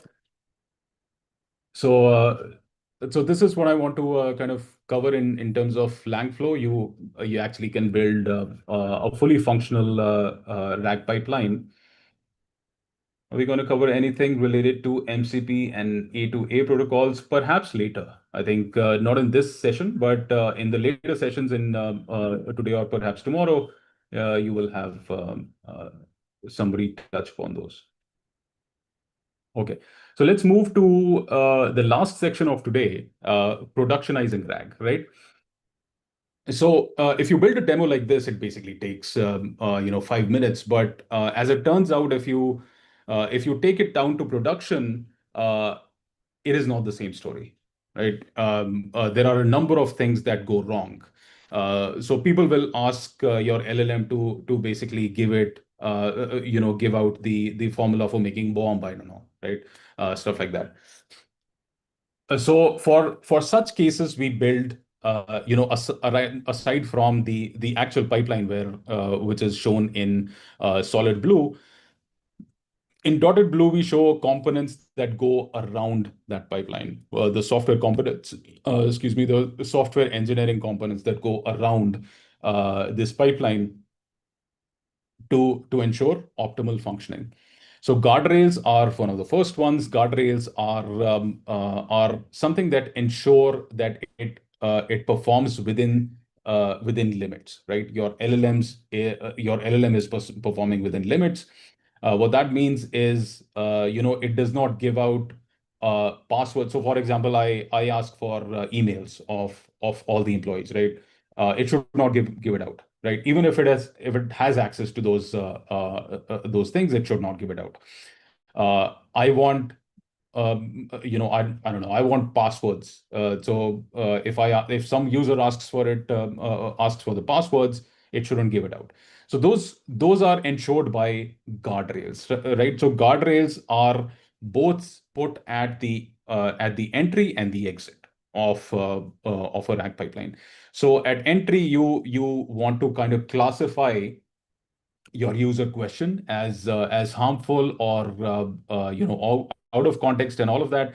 So there are other models encoder models. You call them encoder models. You can also use like embedding models to really understand what the user means, and if they fall into a cluster which is let's say anomalous, you do not answer the question, right? So all of those are counted as guardrails. Now, guardrails can also be on the exit. The exit guardrails look like, let's say the response of the LLM actually has personally identifiable information, PII, right? or GDPR information, right? Those who are familiar with the European work functioning. So all of this needs to be kind of clipped, right? And guardrails basically ensure that such information does not flow out, right? So this is the function of guardrails, where your response, where your inputs are guarded from malicious input, right? From users, and also the output is guarded from malicious output, right? Or like unintended output. And then there is semantic cache. Semantic cache is like, if too many people are asking about, the refund policy of your company, right? It is better to just have a static answer to that, right? So just cache that, have a semantically similar sort of cluster centroid, and that centroid basically, if anything is closer to that centroid in the embedding model, it basically just puts out that answer. So that is semantic caching. And then there is always access control. You have different departments. Marketing should not see whatever is relevant to engineering. Engineering should not see whatever is relevant to let's say finance, right? So access control needs to happen. Access control is actually a very big subject. Sometimes when you have RAG, you also should have specific permissions, which is given to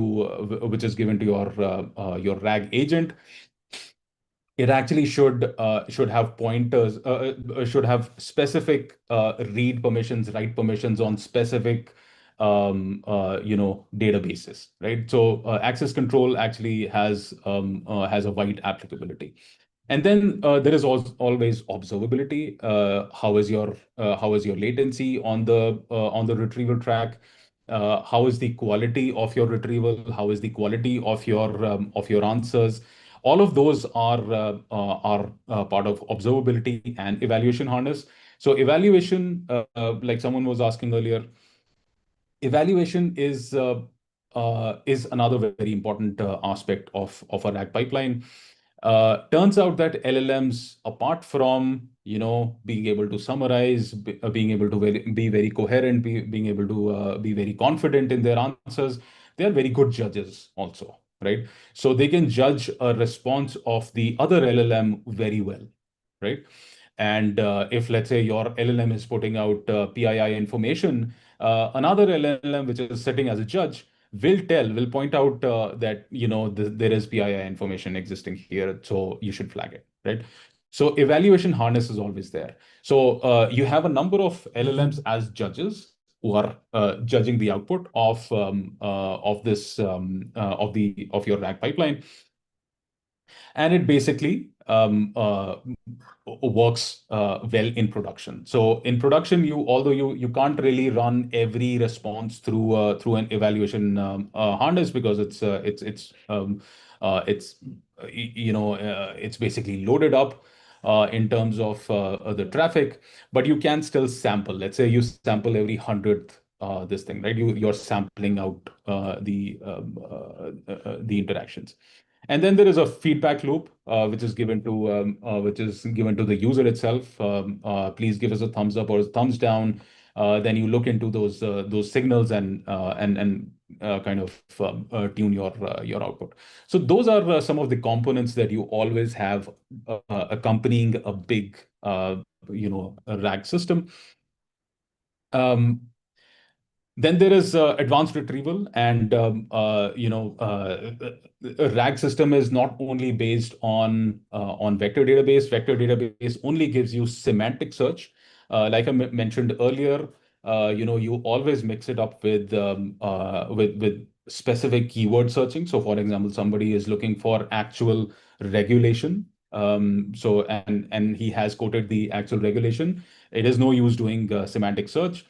It is actually much better to get BM25 search for this, which is actually keyword search. So a hybrid search is always a good idea. Then you always should re-rank your responses from the LLM, your responses from BM25 path, and all of this together when you put out in the actual LLM should always already be ranked in relevance. You always do query in transformation. Um, and query transformation is basically you're expanding on the query. So for example, we talked about people can just simply say, what about my refund, right? You expand that query. And sometimes users have typo in their queries. You also remove that typo, so you have like query transformation stage. You also have parent-child chunks. We talked about simple chunking strategies, but you can have advanced chunking where only the parent chunks are looked up, and then the child chunks are automatically stuffed into the context. There is multi-source routing. So there are a number of other concepts that you can take your RAG pipeline forward with. And then you always ship it with security. You have to monitor the cost. That is one of the mainstays. The cost can be kind of turned down by selecting the right LLM. And when you select the right LLM for the job, so for example, you're taking travel queries, you're taking booking queries. It is better to have two different LLMs for booking and traveling, because you should not be mixing the context, right? And if you're mixing context, then you're spending a lot of tokens. So all of that context management comes around with advanced RAG flows. Then you have latency budgets, right? If you have, you should actually be upfront with the users that this query is going to take this long. And if you don't have time, you can skip it, and we can return midway, right? So all of that goes into an advanced pipeline. And I think with that, it's mostly a wrap from me. Mostly what we discussed about is the LLMs, how they are frozen in time and how they are very fluent and confident about their answers. RAG pipeline, we discussed about the two very important pillars of RAG, which is ingestion and retrieval pipeline. We drill down into each of those aspects, like chunking and embeddings and vector store. Um, and we also talked about the failure modes, and finally about the production. We also gave you a good tour of a tool, Langflow. So I hope that this was valuable, and you drew a lot of value from this, as much as we enjoyed like composing this together.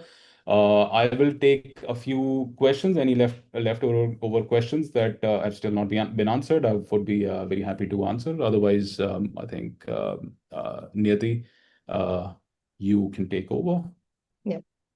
Awesome session, Manu. We already have some compliments for you in the chat. If you want to answer some questions, you Sure. can, maybe type it out. I will anyway just go ahead, share my screen, and and if if you don't mind letting me share my screen, that'll be For sure, for helpful. sure. I'll just stop sharing. Yeah. So firstly, everyone, before I get into the slideshow, I want to show the results of the poll that you guys just gave. I launched it at the beginning. I want to show you the results and let me know if you guys can see it. So the first, and hope you guys can see my screen. I'm just going to check the chat. Yep. Okay, the first question we asked you was, and why this is important, because we believe that the 4 sessions we have set up for you today and tomorrow, they are super relevant with the latest on each of the topics that we are covering. But we also know if you're looking for a more significant impact on your career through upskilling, you need a better structured plan, right?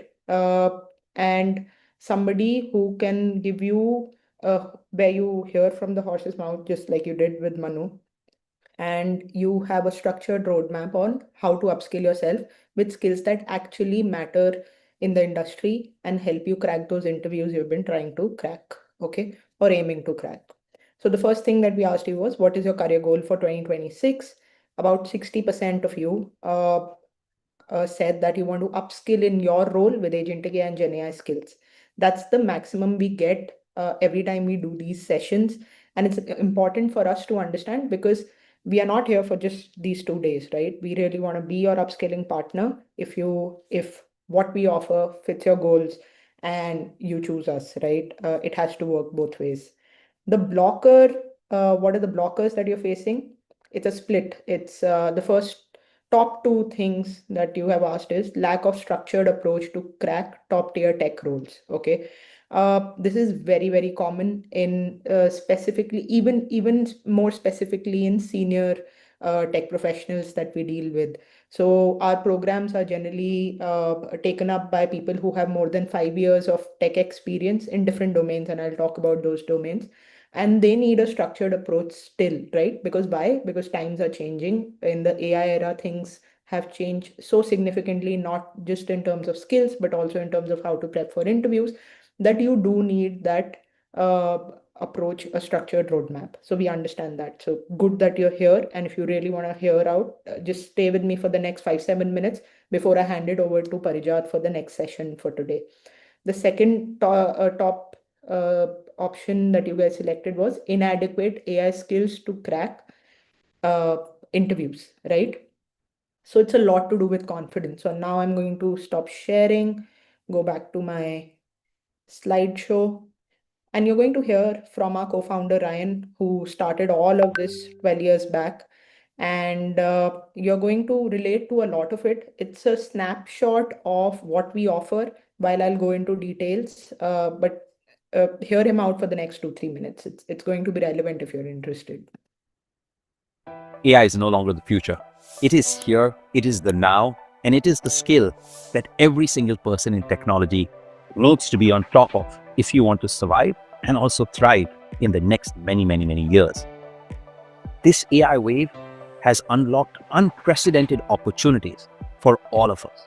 If you look at all the hiring over the last few quarters, you see that all the growth has really come in AI roles and now increasingly so in AI-enabled roles. Far more importantly, the compensation that we are seeing here, going up to $1 billion in some cases, is unheralded. It's unprecedented and nothing that we've ever seen before.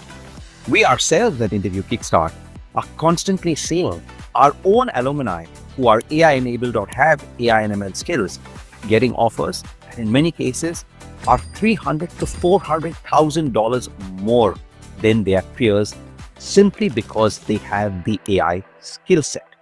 The challenge though is that AI is moving at warp speed. It's moving so fast that it's very difficult to figure out both where to start and how to pick a path that is customized, or to use a word often used these days, fine-tuned for you. That's where we at Interview Kickstart come in. We have built a career acceleration platform that helps you turbocharge your career with AI skills. We've been doing this over the last 12 years, and I've already worked with over 25,000 working professionals from all domains in tech: software, product, data, ICs, managers, and the entire like. Our approach is unique.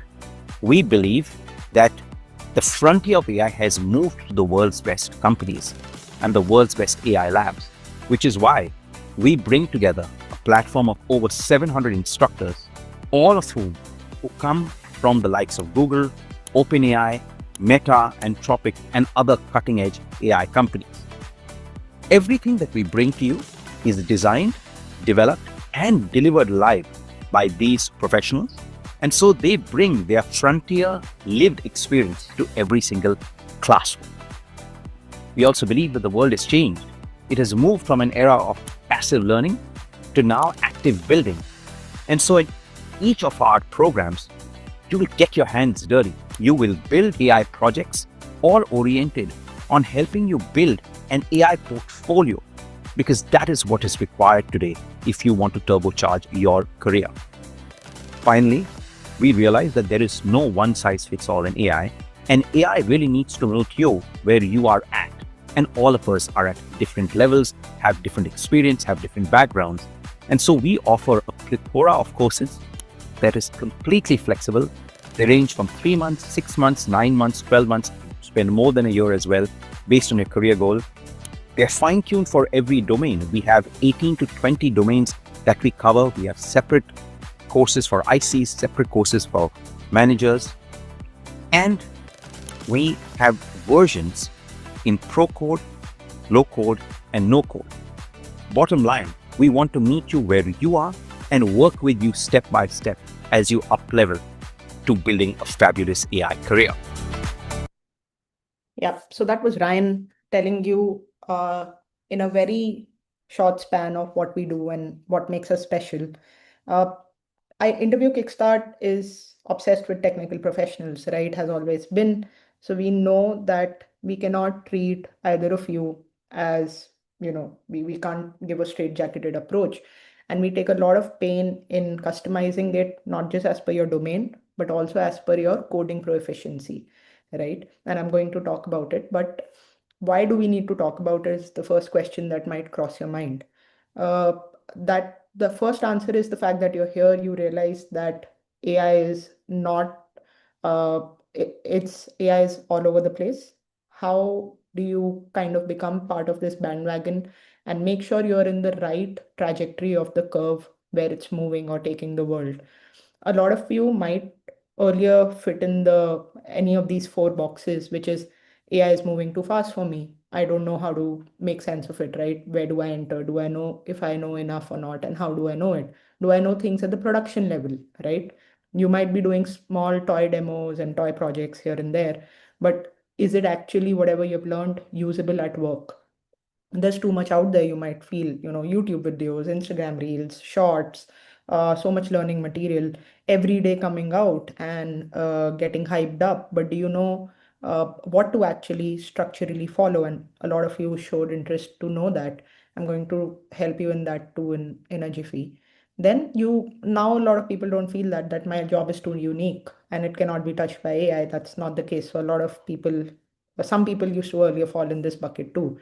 And many experienced tech professionals say to us that, hey, I don't want to down level. I already have worked 10 years in my career, 15 years, 8 years, 5 years. I don't want to start from scratch. With AI, the best thing is you don't have to. 2 years back, everything started with increasing your productivity, right? Using LLMs, copilots to increase your productivity at work, get your emails reviewed, code reviewed, stuff like that. Now things are moving in the more transformational side of the curve. And that's where picking up skills like agentic AI, ML, forward deployed engineering, the new one, right, in the market, all of these are becoming extremely important. Now you can do it any way that works for you. Either you can transition into AI specific roles or layer your current tech stack with the AI skills that matter for your domain. Okay. Uh, so that means you can become an AI enabled software engineer, you can become a forward deployed AI engineer, or you can become a machine learning engineer, right? So you can take an AI enabled role, an AI intensive role, or transform into an FDE role, anything. Okay. And why am I talking about these three ways to go? Because we can help you in either of the ways you want to go in. First is the program called Transformative Gen AI and Agentic AI program with Interview Prep Lab, which covers which is obviously available in 18 different customizations depending on your role. So if you're from backend, front end, TPM role or EM role, a product manager role, all of these, we cover all of them separately. We have different projects for you, different paths for you, different interview preparation paths for you. And this is about 6 months program, 3+3. So 3 months of pure agentic AI learning and then 3 months of proper interview preparation. Because for us, we know why you're doing this, right? You are looking for outcomes, you're looking for transformation in your career, entering that next step in the career ladder. So we don't take that lightly. And this particular course, the blue box, the Transformative Gen AI and Agentic AI, is available in pro code, low code, no code, depending on which domain you come from. Okay, so you can imagine the level of optimization and customization we do for you. The second box that you see here, which is the green box, this is a program which we offer in association with PwC India. The certificate that we provide is in partnership with them. This is the Agentic AI Accelerator and Interview Lab. This is 12 weeks of pure building or using agentic AI. So you have 4 enterprise level projects or capstones.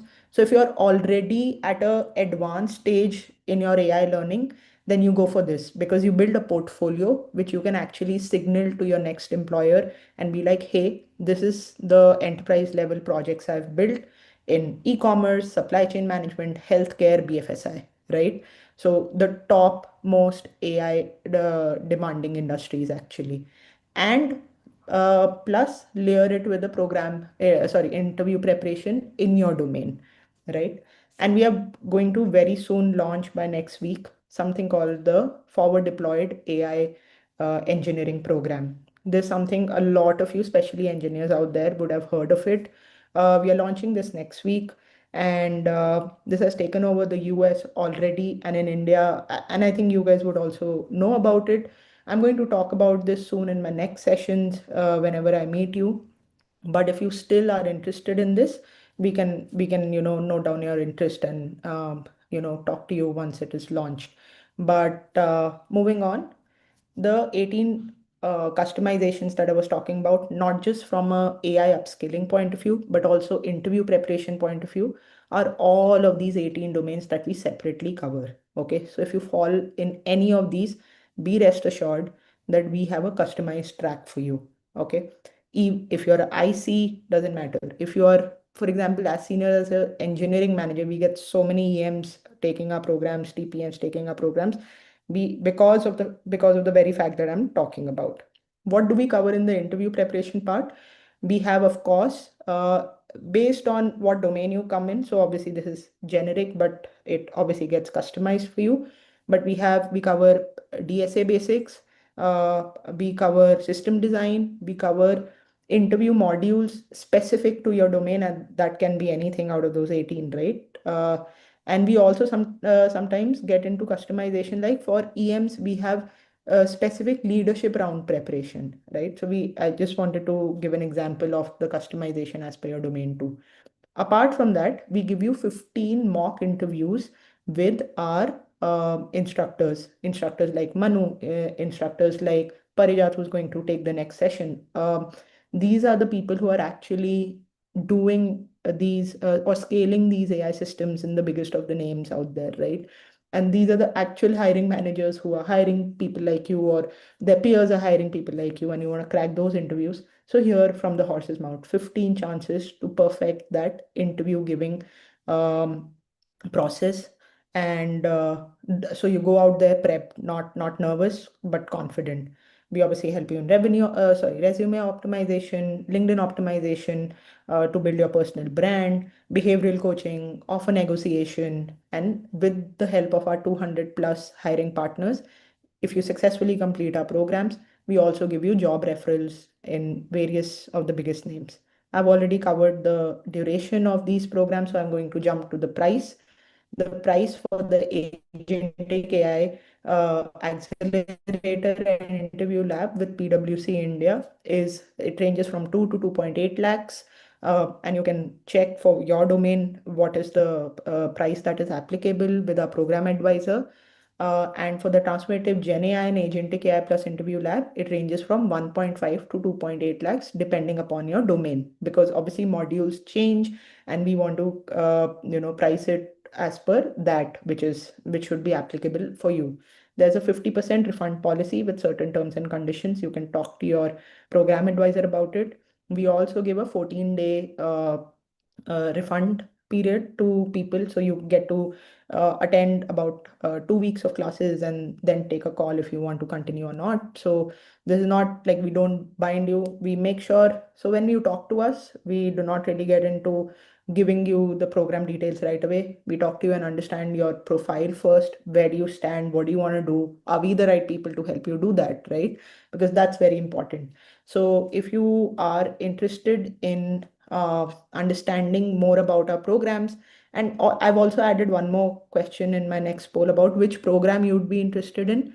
So go ahead. I've just launched the poll, and tell me. So if you want personalized consultation to know more about our programs, that's also available. Just say yes, and we'll reach out to you on priority. If you want to know more details about the programs, the outcomes that it can build, go ahead and click on maybe, and we'll share all the details that you want.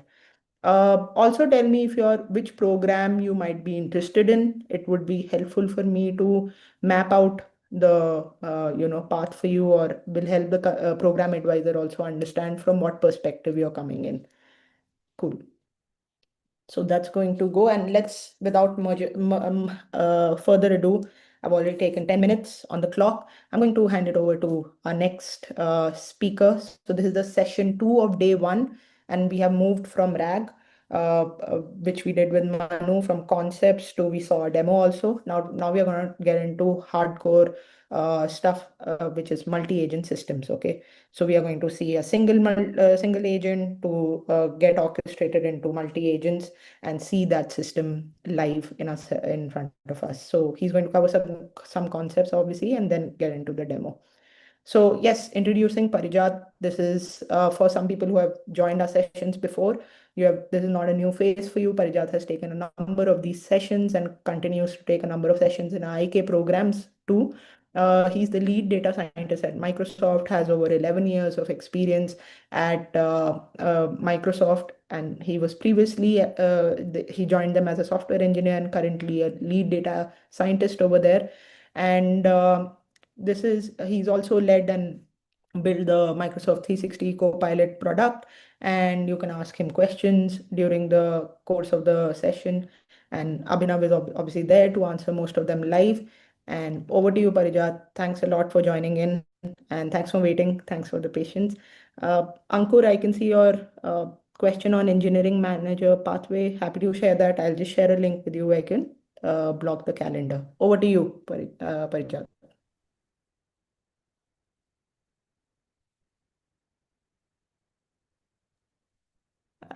I think we can't hear you. Is it me or? Can't hear me? Yeah, now it's awesome. I think It's now we better. can hear you. Yes, Okay, yes, let yes. me. No, now it's completely clear. So whatever you did worked. Okay, now again it's gone. Is it me or? Can't hear. Okay, Ankur also said thanks, Ankur, for that. Yeah, he's just fixing it, guys. Just give him a couple of Yeah. seconds. Is it audible now? Clearly? Awesome. It's clearly audible now. Okay. Okay, maybe my headphones. Yeah, thanks a lot, Niyati, for introducing and confirming the audio. Yeah, I'll quickly share my screen and just help me just do a quick screen share check. Then you can, yeah. Sure. I hope it is visible too. Yeah, so good afternoon, everyone. Welcome all of you to the second session of the AI Launchpad. I'm sure this has been a packed journey with Manu in terms of the understanding the RAG systems. And now we majorly go into agents, right? So we talk about agents today, why they are needed, when do you use a single agent, when do you use multiple agents, talking to each other, right? Combining to do an important task for you and so on. Okay, that is what this system is all about. This segment is all about. We have a good amount of time today, so yeah, feel free to ask questions. I think Abhinav is there to answer out, right, and so on. So let's start. Okay, so we'll look at what are agents, when should we use single agents, when we should use multiple agents, and a small demo on a multi-agent system in n8n. Okay, so you might be knowing, so n8n is like a no code workflow where you can actually set up multiple agents and combining them to form a task, right? n8n has been popular long before agents. Okay, so n8n could be used for no code workflows before also, but with agents, with these types of say MCP servers and these types of integrations with different AI applications, right, LLMs and so on, n8n has become much more powerful and very much come into the fore. Okay, so that is what is about today's agenda for this session. Right, so we'll briefly do a bit of foundations. I'll then show you what we want to build, the demo for it, right? And I'll walk through the theoretical aspects parallelly as we go in, right? So just hold on a bit in terms of the foundations, right? So that you understand agents, you understand the concepts, then we'll go into the demo side of things, okay? So yeah, so agents, how they are different from LLMs? Agents, they are different majorly because LLMs are, like I would say, just the brain, right? But agents are the tools that the brain can use to perform tasks, right? The APIs, the third-party integrations, and so on. Okay, so LLM can say summarize things, can build a very basic can give you a very basic summary of a mail, can help you respond to something, right? But they cannot help you actually build the workflow. They cannot look at the calendar and find out, okay, what is the empty slot, or whom of, say, 10 people you need to meet earliest based on the mail's urgencies and so on, right? So all these things are super important. So workflows are very important. Intelligent workflows on top of Gmail, intelligent workflows on top of Teams, right? So that you can plan your day better and things like that. So for those we use AI agents. Okay. And obviously, multi-agent systems are essentially like specialized agents who are coordinating on a shared goal, right? So we are then looking at like multiple workflows. They are trying to do separate parts of the full workflow, and then we are combining them together in an orchestrator and sharing the full output to the user, right? So that is where the thing comes in, right? Yeah, so you have a similar thing available in Copilot also, right? Which I built. So I see a fun comment in chat that, oh, Microsoft guy is talking about anything. So yeah, you can build agents in Copilot Studio also, right? Yeah, the aim is not to advertise Microsoft products. It's mainly to give you an idea about, say, free stuff that you can actually use. So N10 has a free trial versions that you can actually explore for a few days, right? If you feel confident, then you can look at costs based on your needs. Then you can actually choose whichever framework works with you, right? Majorly, like, all frameworks are interchangeable. Obviously, if you use Microsoft, you have those additional things of like enterprise security and privacy and those things coming into play, right? But yeah, you can try those things too. Okay, but N10 is a very, very popular one, nonetheless. N10, Zapier, right? AWS Bedrock, and these have been used for quite some time, and that's where these no-code workflows are very famous. Okay, so yeah, agent. Yeah, so that is about it.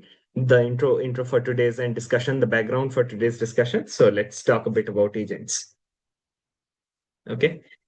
So agents essentially are four major things that we talk about. So we have the model, the LLM, right? That helps us in reasoning, that helps us in judging, right? Then we have the instructions, right? What we want to do, what is the Uber level goal, how do we want to achieve it, right? The instructions. Then we have the tools, right? So what are the tools that we need to reach to the external world, right? How do we call APIs? How do we store keys and so on? And finally, the memory, right?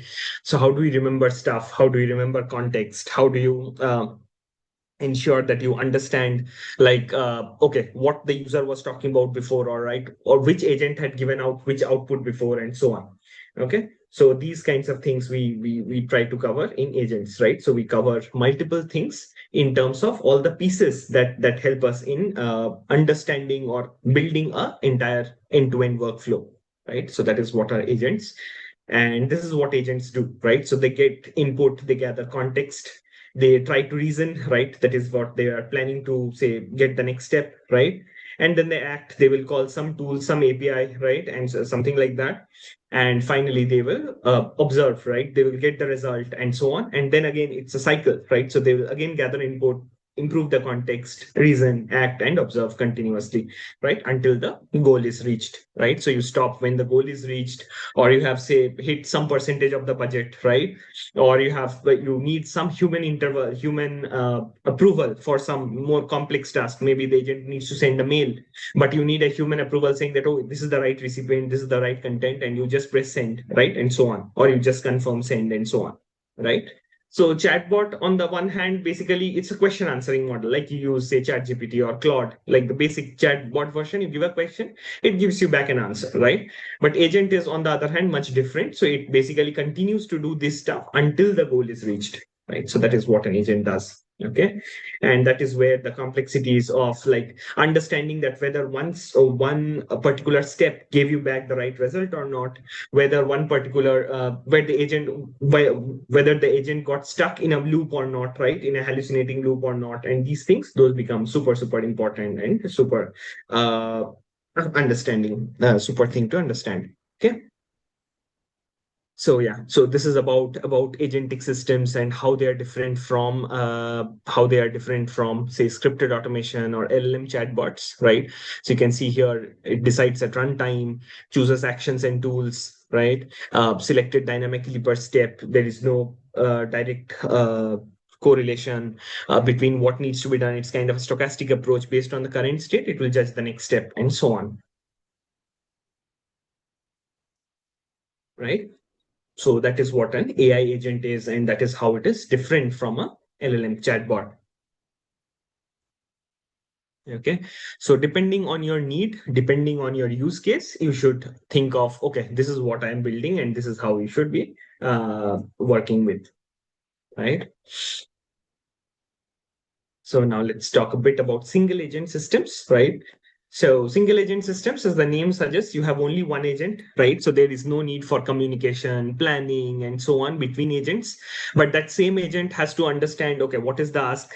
They have to have all the tools, right?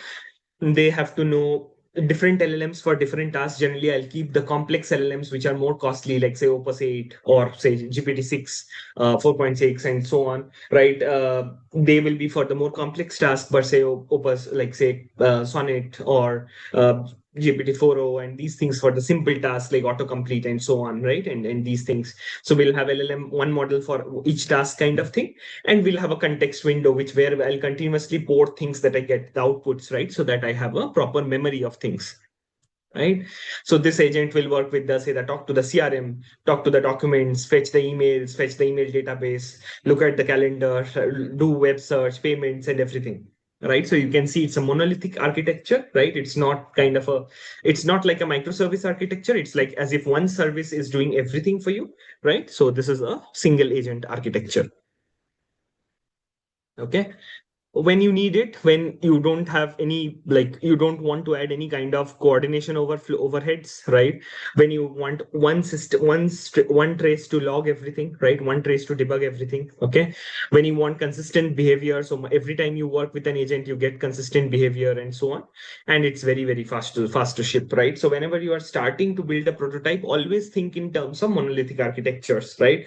Start with one agent, build it up, and then show your leadership, and then talk about where it might fail, right? Which conditions it might fail, and why you should move into a multi-agent system, right? So you stay with one agent until it demonstrably hurts, right? You show why it might fail, and then you basically go into the details of things, right?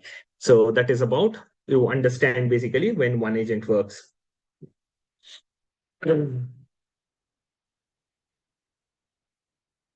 Okay.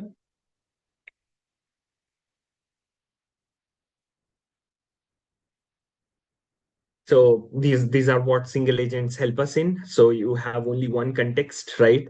And you have, so a lot of, the context becomes very very large after some time, right? So the context wall breaks. Some important information might go out of the context window, and the agent might not be able to perform very good tasks, right? The second thing is the agent is not specialized, right? So because the agent is not specialized, you might see that the agent is not performing that well, right? Which means that like the agent is trying to behave as a lot of things, right? Maybe a lawyer, an accountant, a developer, and so on, which is obviously not the best place to be for the agent, right? And the third thing is the parallelism, right? Parallelism means like, because you run because there's only one agent, it can only run sequentially, right? It will talk to the CRM, then it will talk to the database, then it will talk to the mail service, then it will talk to the calendar, right? You cannot do 10 things together. Okay, so it is strictly linear, and these are the few problems that single agents have, right? Obviously, which brings us to the next part, that is multi-agent systems, right? So multi-agent systems will generally use when we have, say, a set of autonomous agents who want to work parallelly, right? So it's not necessary that they will work sequentially. It's not necessary that you need to worry about like, oh, one thing is completing, then only I'll do the second thing. right? Nothing like that. There is option for parallelism and so on, right?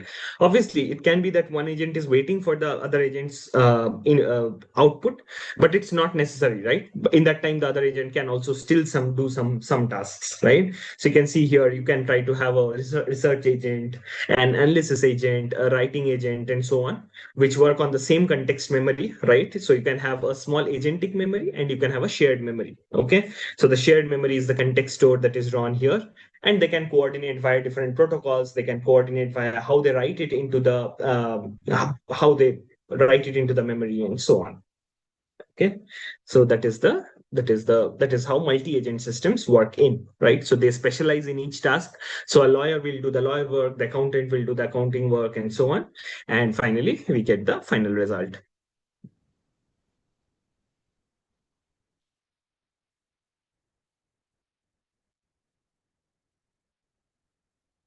Right? Questions, concerns. So all of us get an idea around why multi-agent systems are useful, why they are different, or how they are different from single-agent systems, right?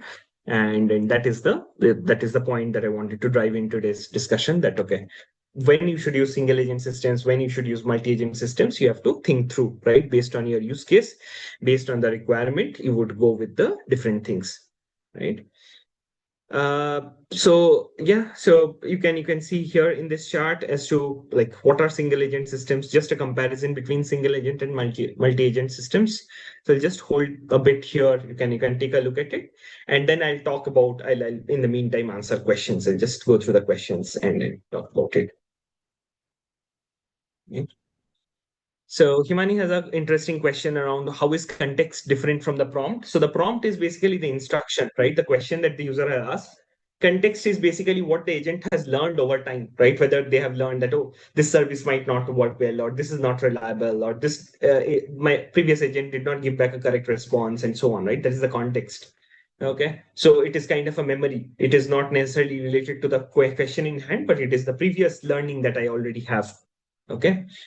Part is a question around how shared memory is coordinated. Yeah, it's like a kind of a caching store. Okay, so you have key value steps. The keys can be vector embeddings. You just query it, you get the response related value kind of thing, and you can coordinate accordingly. Okay, everybody has write access, everybody has read access. So it's kind of a read through cache that we try to use, right? Siva has asked around that whether multi-agent systems agents need to use the same context store. Not necessarily. Okay, I'll talk about it soon.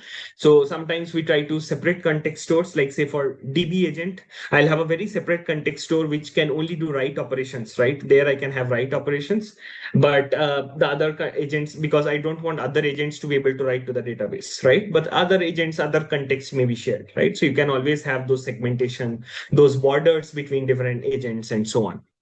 Okay, right? And we have seen that generally multi-agent systems perform like much faster than single agent systems, but at the same time they consume a lot more number of tokens, right? 15x tokens is the general thumb rule, and there is a good amount of performance gap, right? Majorly because of the token spent. Okay, so that is about, you have to understand how do you spend these tokens well. You have to understand around how do we reduce, like how do we ensure that our tokens are like, we are not wasting a lot of tokens, right? We are spending them in the right places and so on. Right? So that is the major use case of these tokens.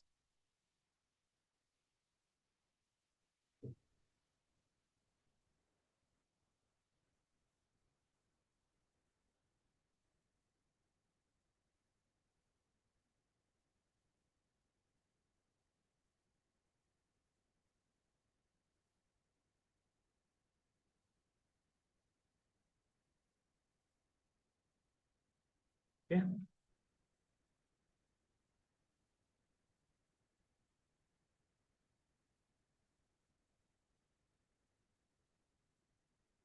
Right. So this is about the comparison between single agent systems and multi-agent systems.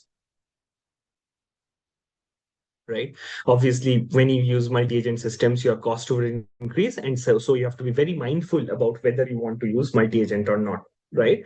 So if you need multiple expert domains, or if you have multiple LLMs and you need a router agent kind of thing, which decides which LLM you should use and so on, then only you should use multi-agent systems. Okay, you should still stay single agent when it already works, right? When you don't need to do like you don't need to wait for one agent to do one tasks, right? So there is no latency that you can support, right? If there you have like hard budget and so on. So in those cases, you should not be using multi-agent syncs. You should stick to single agent systems.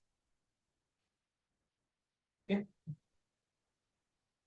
So multi-agent systems, the coordination gets added. So I think multiple folks had asked around, okay, how do they communicate? How do they share memory and so on?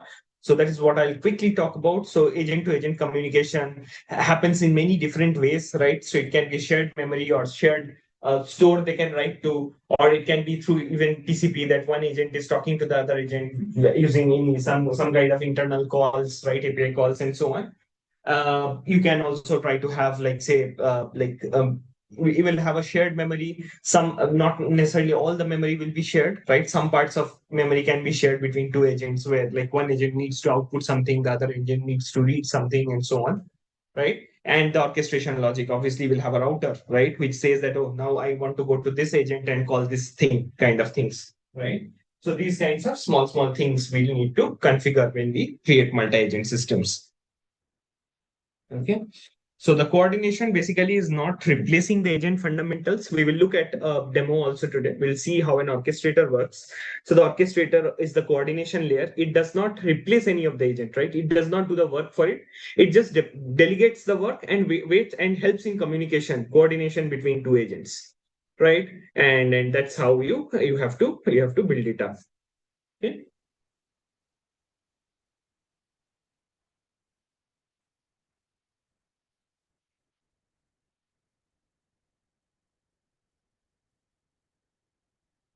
So if you think of a worked example, right, a support tickets journey.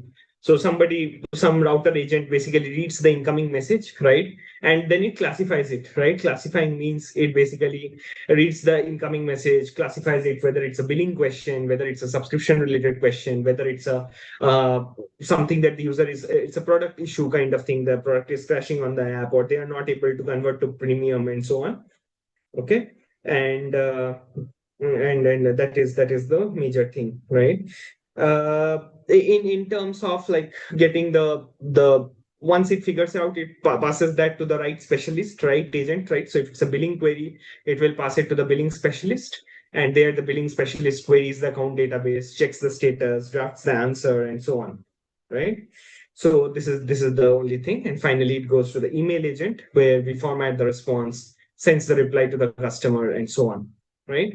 So the message, you see, not just the message has traveled, but the context, the classification, the account data, the draft, the user behavior, everything has gone from one agent to another agent, right? Because with all those details, only the billing specialist will be able to answer the question, right? Say if the credit card details have expired, so the router agent has to get the credit card details from the user's account and pass it to the billing specialist, right? Or the billing specialist has to look it up. So it has to have some access to the tools and so on, right? So all these agents are working together.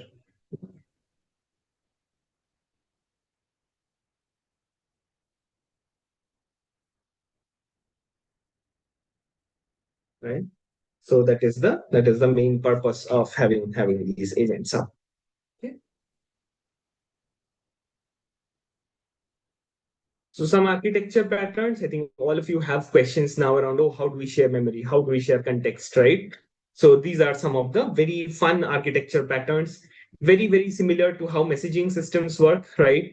Say you can have a sequential pipeline where say one person can message, you can message your friend messages his friend and so on. They can forward kind of thing. So you draft, then you edit, then you fact check, then you format, right? So each stage transforms, then passes on to the next stage kind of thing. If you are trying to build a mail, right? So there can be four agents. One is drafting, one is editing with say human feedback, one is fact checking, and finally you are formatting the response in a form of a mail, right? Or you can have the more standard way where there is an orchestrator, that is a supervisor sitting on top, right? It's a hierarchical thing. It is just planning the workflow, delegating it. It's kind of an industry, right, in your organization. So your manager gets some inputs from his manager, and then his or her manager gets some input from their manager and so on. and you come in and then you get the outputs and so on. Okay, so that is how you move forward there.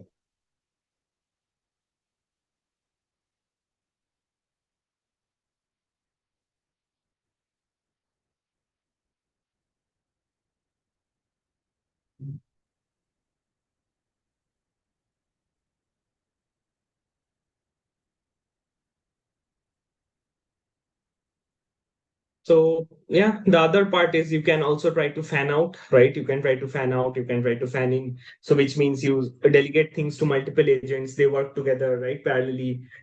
Once they get the response, they come back in one place, they aggregate their results, and finally shows you the output, right? So fan out, fan in is again a very popular architecture, okay, and so on. The fourth one is kind of a dynamic routing, right? So it triages first and then figures out the right expert. So the difference between 2 and 4 is that 4 is like one of many, right? So it will only go to billing or technical or account, right? 2 is it will go to all three. Okay. So yeah, that is the only difference. But yeah, 2 and 4 are very much related, right? Handoff just means that, okay, which agent should I call, right? Should I call my lawyer agent? Should I call my accountant agent? And so on, right? Here also, should I call my billing agent or my technical agent or my account agent kind of thing? Okay. In B, it is about the supervisor planning the task. Maybe some part of it is giving to worker A, some part of it is giving to worker B, and so on. Right. So these are the difference between 2 and 4. And the fifth one is like a peer-to-peer communication, right? So each agent can talk to any agent. Obviously, it sets up some confusion because not all agents get understanding of the latest things that are happening, right? But again, this is also very secure because like not all agents have all the accesses or all the communications. So it's kind of a separation of concerns kind of thing that you have here. Okay. So like these are 5 different topologies. You have different sets of trade-offs between them, right? Obviously, different, more the connections, more will be your cost, right? More will be your aggregation, memory, and so on, right? So each have their own problems and own solutions and own places where they are used, right? So I'll just hold a bit here, right? In terms of, I'll not go into this slide, right? But I will just hold 1 minute here just so that you can take a look at it, right? If you're screenshotting it for your later use, anyway, you will have the recording, but yeah, you can try to do that for this slide. Okay.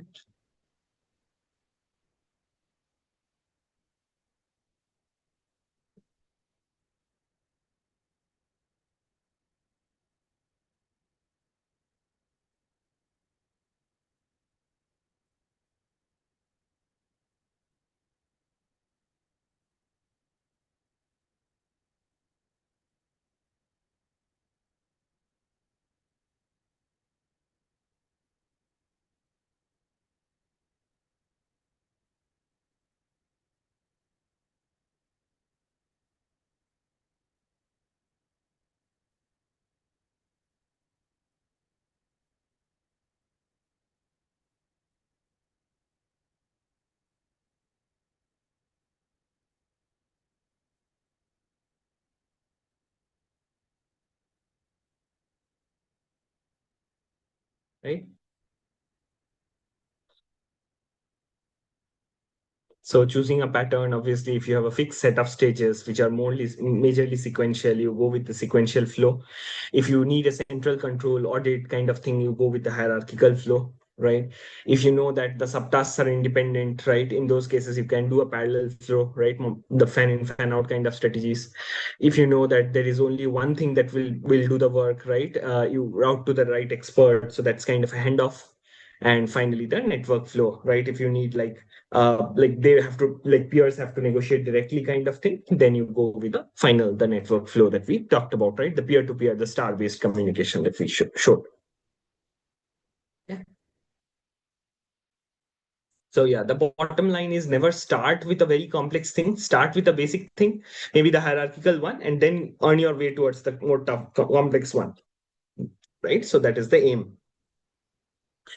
So the hierarchical one, if I have to talk about a bit more, so it decomposes the work, right? It breaks down the work into multiple assignable tasks. Then it figures out which router is important. Each task goes to the right agent, right? And the right model, therefore. and then it sequences it. It orders the steps, which one has to go first, which one needs to wait for another one, which two agents are dependent on the output of each other, right? And so on. And resolves any kind of circular dependencies, if any, right? Merges things, and finally it recovers if there are any problems, like an agent has gone into, say, a loop. How do you stop it? How do you ensure that it doesn't happen again, and so on? So those all the tasks the orchestrator agent continues to do and build up.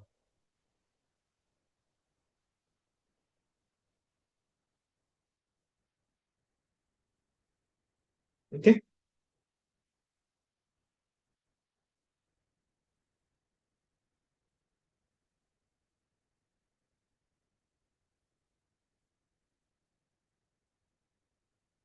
So you can have maybe a very small, very fast model, which say routes requests, right? And then you can have large models, which does the initial things, right? Or you can do it the opposite. So depending on the cost that you have, depending on the type of task you are trying to do, right? If you know that your users are very, very tech savvy, they give very complex prompts, you can have a very big LLM on top, right? And which plans and merges things. And then can have small models for the individual agents, right? Sometimes you know that the task will be straightforward, but the work in that task might be very heavy. In those cases, you can use LLMs downstream, and on the upstream you have a small routing agent, right? So it depends on the work that you have, right? And the majorly wherever you use LLMs, right, how much you use that, by that your infra cost will get impacted. Okay. So yeah, that is about it, and how agents talk to each other, right? So in terms of protocols, you have a direct peer-to-peer communication that is known as the A2A communication, right? So it asks another team's agents what it can do, hand over tasks, get tasks back, kind of thing, right? We call that the partner agent communication. Or you can have a MCP, right? So you might have heard about the model context protocols, right? MCP is a shared technique in which agents talk to each other. So in your agent can talk to GitHub using the GitHub's MCP server, the Postgre using Postgre's MCP server, Slack channels, Teams, and so on. So each major app, even like Swiggy and all, have their own MCP servers. You can talk to them and get relevant information. Okay.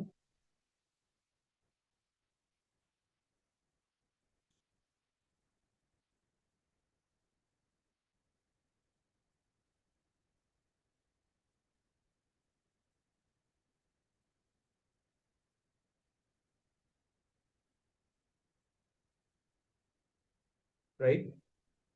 Then this part, I think any of you, if you are in software engineering, you would already know about it, right? So synchronous versus asynchronous communication, right? Sometimes we need to wait for an agent's response to be able to go into the next part of things, right?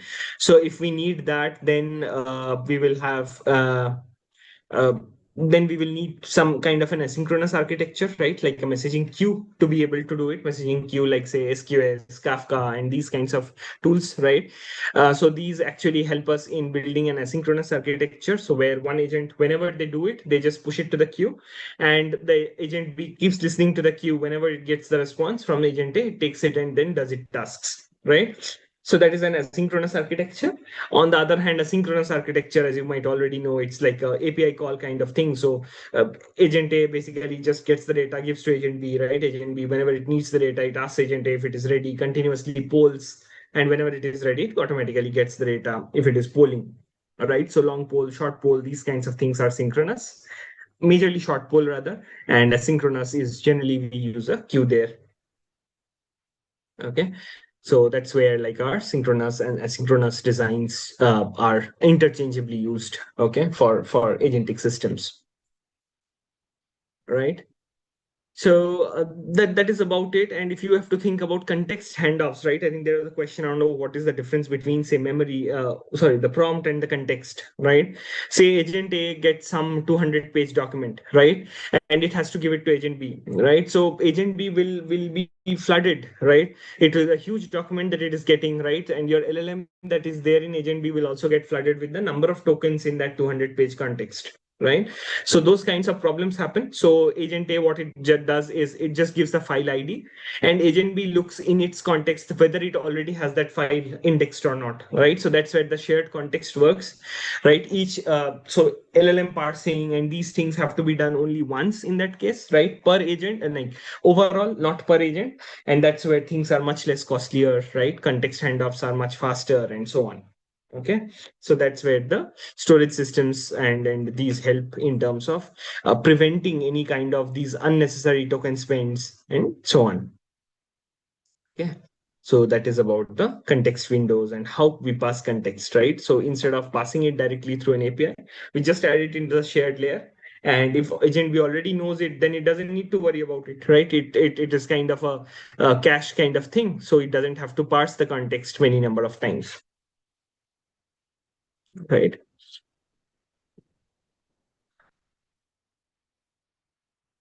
Okay. So that is about it around the basics. So I just wanted to spend half an hour on the basic side of things. And now the remaining half, I'll just show you an agent, right? Because a lot of questions are there. I know how industries are using agents. How can we use it better, right? And so on. So let me just walk you through a workflow and show what I want to do, right? So let's go. Let me share my other window, my Chrome window.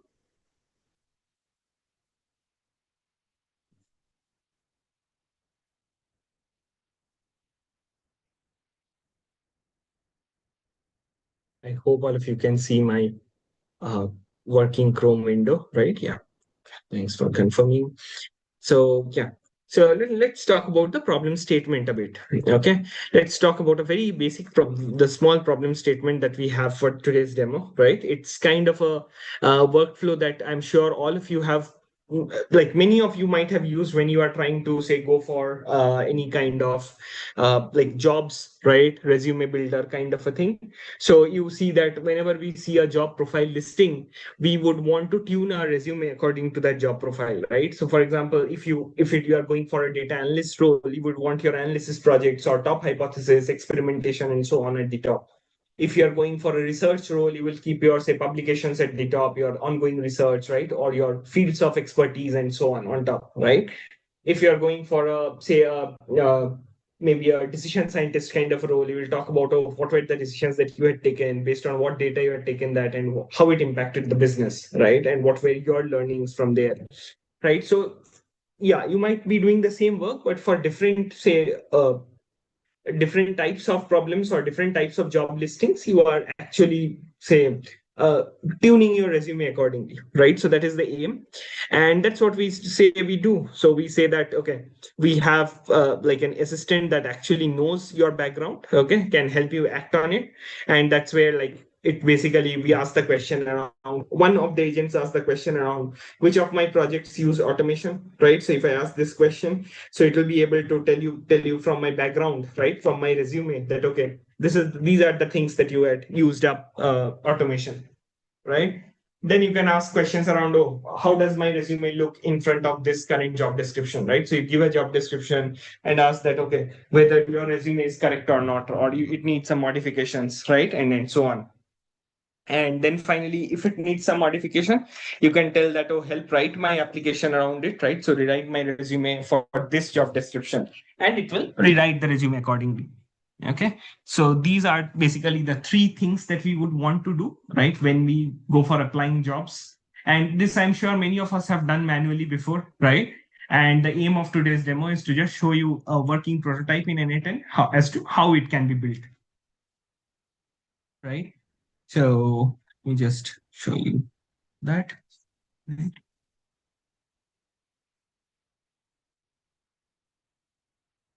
Okay. So this is the problem statement, right? So you can see here, obviously, like the only constraint is the job description is pasted into chat by the user, right? It's not an external. We don't have not used any LinkedIn APIs or anything to parse jobs, right? But you can always do that. You can always build on top of this n8n workflow. You can clone it in GitHub, right? You can build your own workflow on top of it. Okay. For those of you who are new, n8n is basically a no-code workflow management tool, right? So I'll just show you how n8n looks like. So this is the N8N workflow management tool. Okay.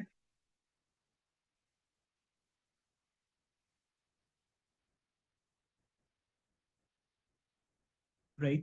Here you can build different types of workflows, right? Workflows which can have, like, say, different APIs, right? You have a lot of different templates available to you. So you can create a create a project. You can look at different templates available, right? Get some ideas around, oh, what you want to build, right? What type of connector you want to use, and so on. Okay. It gives you a 14-day trial. It's a free 14-day trial that you get with N8N. And yeah, if you want to try things out before, say, paying, I'll definitely say go about, like, today evening, go back home, right? Try it out from this recording that we discussed today. And maybe you can try to build a much smaller agent, right? It doesn't have to be the whole system. You can try to build a smaller agent nonetheless on top, and you can just see the working of N8N. Okay. You can see a lot of these workflows available, right? Data tables, Tableau Power BIs, GPT-4 Claude, Gemini responses, right? Open Router, Google Sheets, right? Even CI/CD pipelines, Azure DevOps. So all these different types of connectors are available.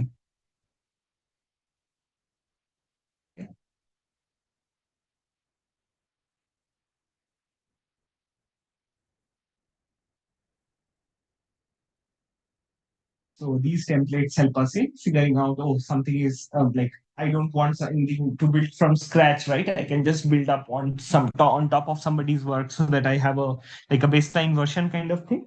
On top of that, I can always try to improve. So that way your development time gets reduced by a lot, right? You like get better responses, you get faster, like you can prototype faster, you can demo faster, and so on. Okay. So that is the aim of using N8N. Right? So that is the problem statement, right? And if I have to talk about what we are trying to build in this demo, right? I already talked about the problem statement. So if I have to just summarize the problem statement, it would be like, say, designing a multi-agent system for a career assistant, right? It would, like, one assistant doing everything, like, say, figuring out resume recall, whether my resume is fit to the job description or not, doing a fit analysis, and finally tuning the resume to the job description if there is a more or less a good fit, right? And therefore, like, we are trying to build a set of focus specialist agents who will be coordinated by an orchestrator agent, right? That will route each request and chain the responses as needed. Okay, so you can see here, this is the orchestrator, and then you have 4 agents, right? 1, 2, 3, and 4, which are talking to different versions, different parts of our pipeline, and getting different job results.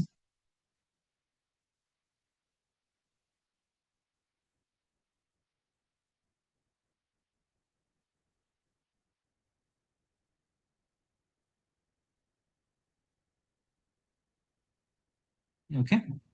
So I'll just walk you through some of the agents as to what they do. Okay. So I'll just talk about, say we'll start about start with the background agent, right?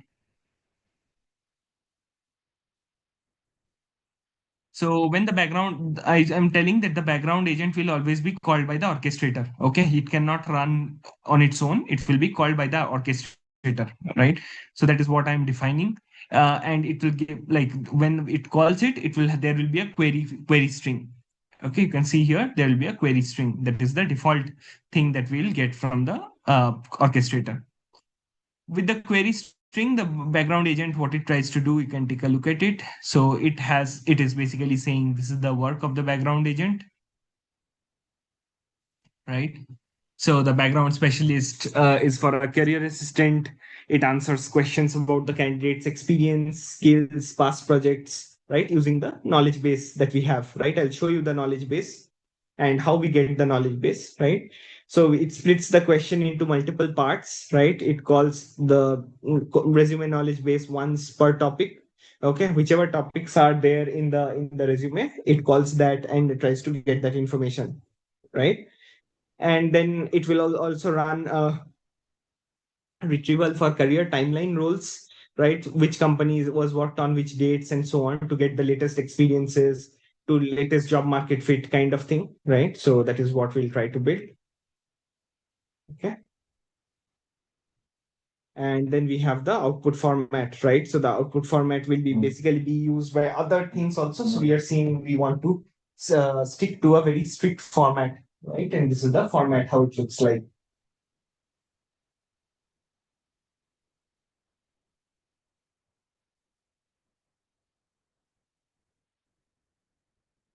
Okay. So you can see here the role, colon, exact title, exact company, exact date range, location if known, right? What was the achievement? What was the tech used? And what was the outcome, right? So we are just remodeling our resume based like in this format, in this output format, right? We are just trying to get the background from in this format. And we have also put anchor rules. Anchor rules means these are like kind of guardrails that you should not build, right? So you should not emit an achievement without the title, company, or the exact date range, right? You should copy title, companies, and date ranges verbatim from the knowledge base, right? So if we say that it is software development engineer 2 at Amazon Web Services, never shorten it to say SE2 or SG2 kind of things, or never change it to say senior software engineer or say recent past software engineer kind of things, right? So you should not change those values. So we are giving explicit guardrails around what the agent can change and what it cannot change if it has to answer any questions about the background. Okay. And finally, we are saying that you should report facts only, no resume writing, no fit judgment, right? No advice, no outreach draft. So you just need to report facts from the resume. Okay. Based on the resume, based on the knowledge base, whatever facts you can identify, you return those things only in the format that I have requested.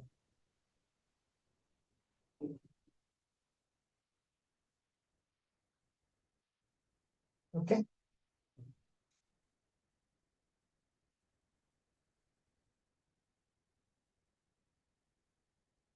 So now obviously there is a question around what was the knowledge base, right? How do we know what is the knowledge base? So as you have seen in the previous demo by Manu, right? For knowledge bases, we have to have a vector database, right? In the previous demo, you looked at, I think, Chroma, right? ChromaDB, FaceDB, these are all vector databases. And now we talk about another vector database known as Pinecone. Okay. So I'll just show you my Pinecone window.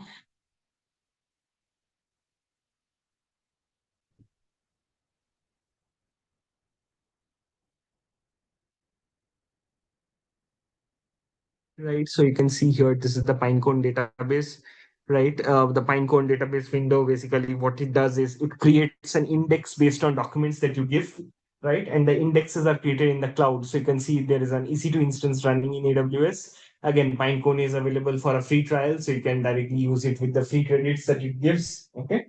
And the advantage of Pinecone over, say, Chroma or Face is that it is like in the cloud, right? So you can use it for, you can deploy it and then you can track it and log it and so on, right? It is not on premise. Like FaceDB is majorly like in code, right? It creates an index. It doesn't create a database altogether.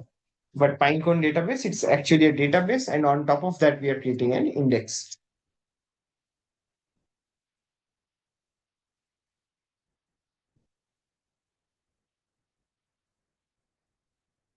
Right?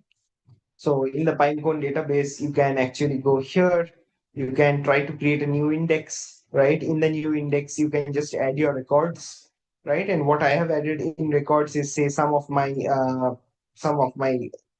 knowledge base kind of thing. Okay. You can see here, this is the candidate knowledge base for, say, Alex Rivera, right? And you have, like, say, the person is like, we are giving, say, the details of the person, right? And then so on. So basic details, professional summary variants, right? And so on. Yeah.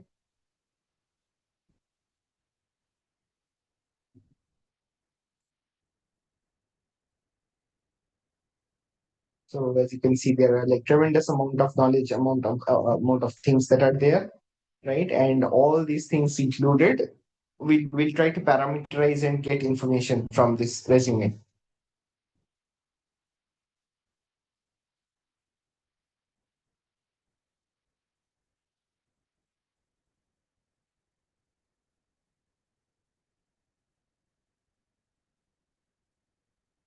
Right? So when we give this knowledge base into Pinecone, right? So it creates an index. It creates a like a vector database with all these sentences, right? And whenever you ask a question, it will look at whichever vector row, whichever vector has the closest match, right? And based on that, it will try to give back the response, right? So responses will always be factual.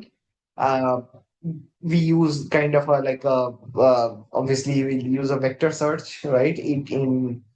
Uh, in the Pinecone DB, and with vector search, we'll get the best possible vector available using cosine similarity, or yeah, majorly use cosine similarity. Right? Manhattan distance is not used anymore, so we use cosine similarity to find the most common y's for the x's, where x is the our main thingy, right? And y is the infra in the Pinecone database, the rows in the Pinecone DB. Okay.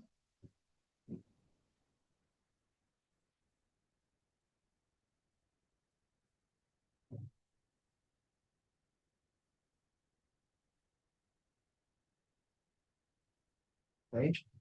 So this is just the kind of an MD file, right? Obviously, if you are going into a specialized agentic AI like course, right? There's a question in chat around, oh, whether will be taught how to write these MDs? Yes, you'll be taught that, right? MD files also, your like if your company has content creators and so on, they will help you build it up, right?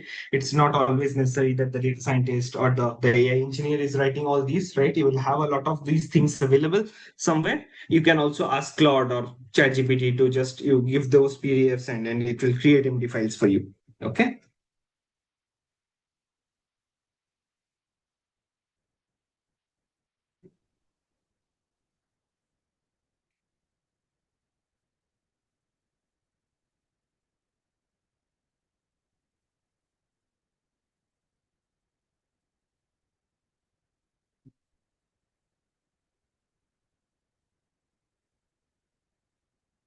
Makes sense. Now going back. So what we are trying to do is there is another agent that basically is the infra, like it is kind of the pipeline from the Pinecone to our agent, right? So this is the knowledge base, right? We call that the RAG agent. It is just connecting to the Pinecone and getting the response. Okay.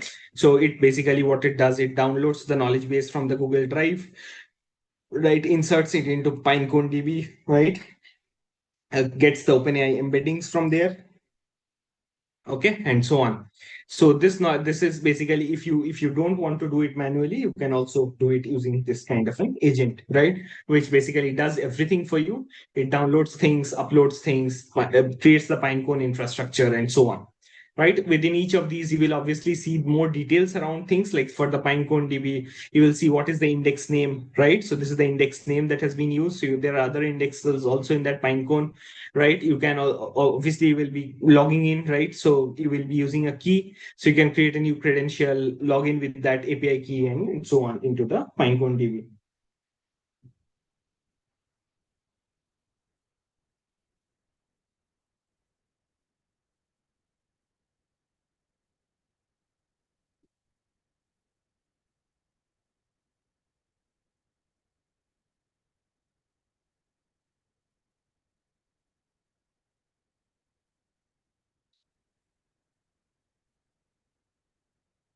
Right. Similarly, if I want to show you, if I have to show you, say another one, say the Google Drive one, obviously you will see the Google credentials, right? So the winning dollar drive, right? So this is the Google download credential, which now we have to download a file, right? So dummy knowledge base expanded this file we are downloading, right? You can see this file that I just showed you right here.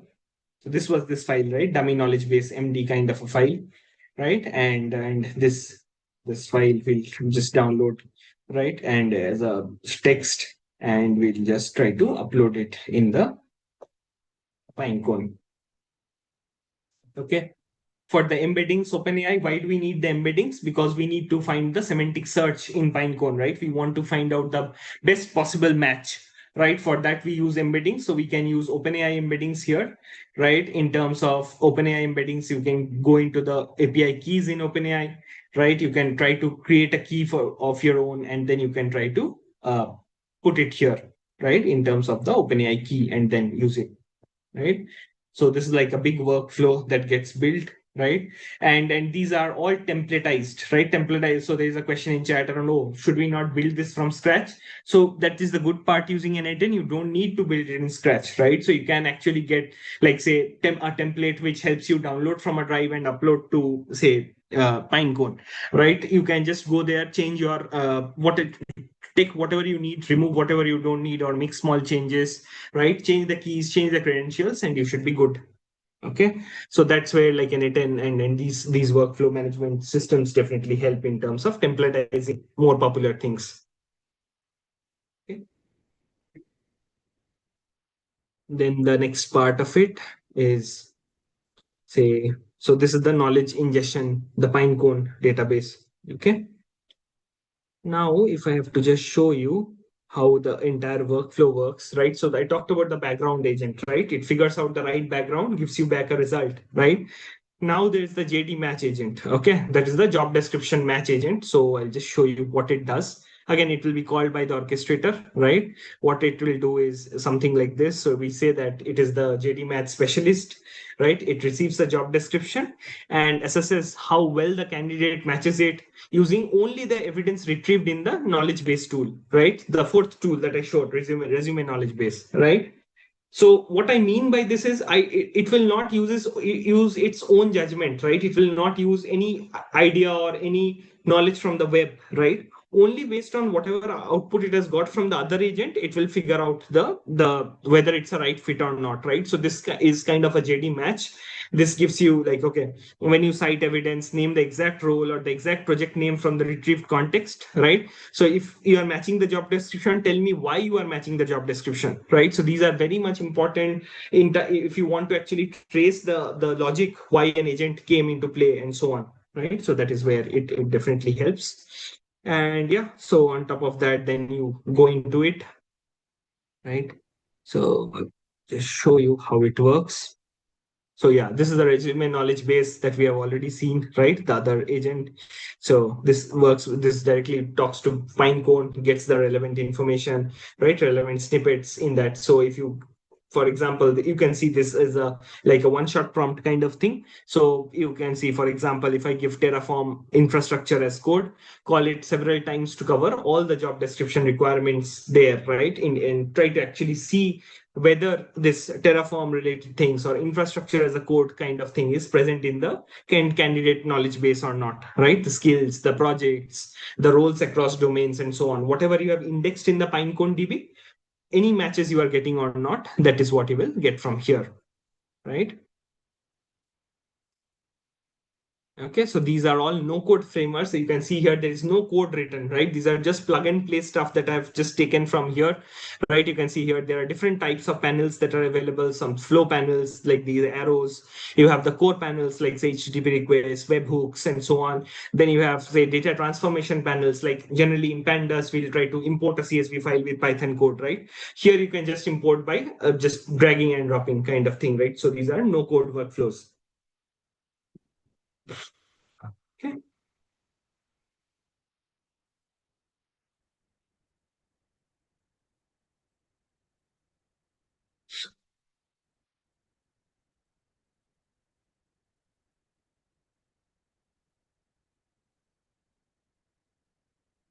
Sense? This is the JD match agent, and then you have another agent, which is the resume builder, right? So based on the JD matches, how do you make them come out, right? So that is what the resume builder agent is.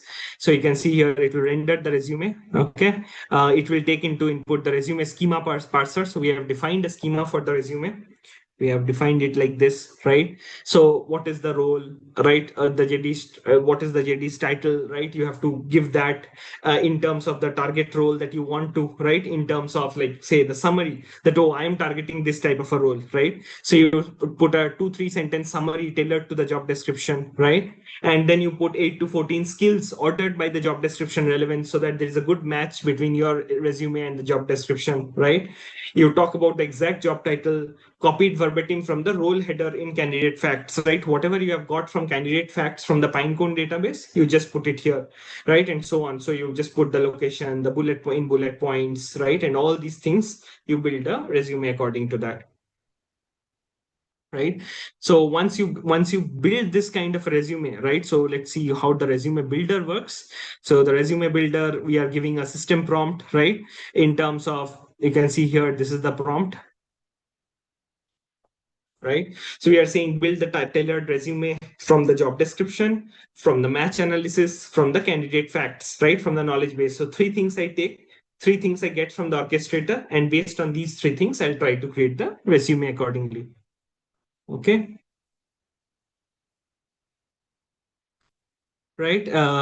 So that is one part of it, right? And I think once you create this, you can also give a system prompt around here. So this is the system prompt.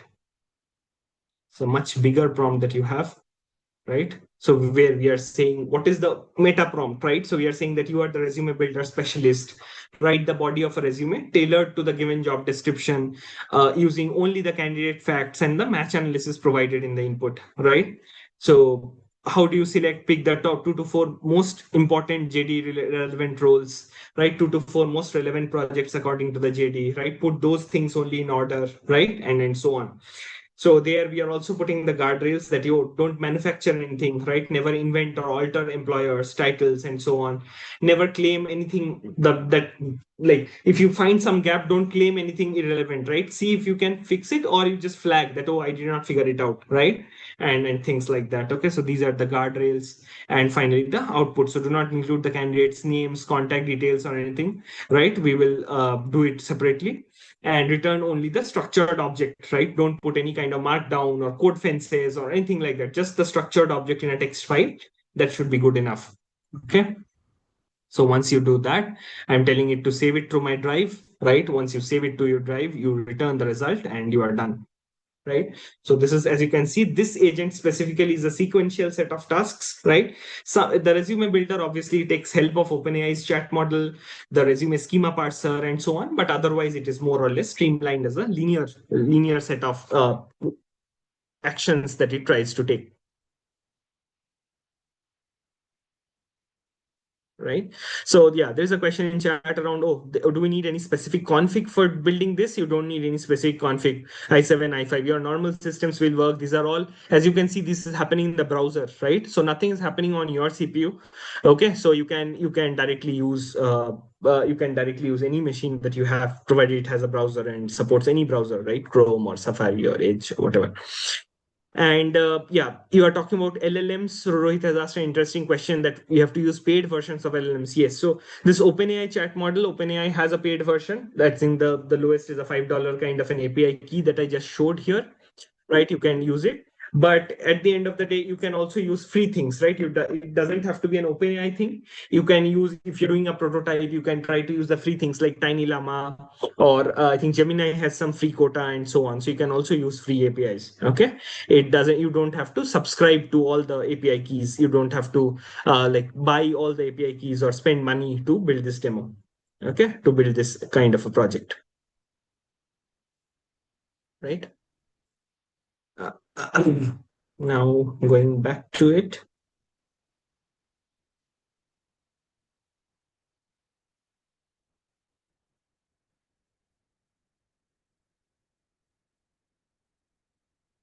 I'll just reshare my screen. There is some banner that I see here. So let me just reshare my screen. Yeah. Right. And finally, the orchestrator agent that we have, right? The orchestrator that we have not talked about yet. So this is the orchestrator agent, right? This is kind of the planner agent. Okay. This basically works with all the different agents. So you can see here, it has a memory. It has a very simple memory that we have integrated. There's the OpenAI chat model that we have integrated, right? And we have connections to all the other agents. Right. So whenever we receive a chat message, right, what is the chat message we receive? So we can see that what type of a chat message we are receiving, right? And based on that, we'll basically go about and so you can always create open chat and always type something here to run this whole workflow. Okay. And whenever you do that, it will work with the chat model to understand what is the context, right? It will look at the memory to see whether it already has something available to it or not, right? Here we have just given session memory, right? So we have the context of what is happening in this session. And once we close this session, all the memory goes away. Okay. And finally, you have all the three agents there, right? So all the three agents, you can see there are tools, right? So this kind of an exploration saying that the orchestrator has access to all the three agents. And if you go into each of them, you can see each of the agents there, right? So we have just given a demo, we have just given a description around what that agent does, right? So the orchestrator knows what all powers I have in my hands, right? So that it can deploy things accordingly, right?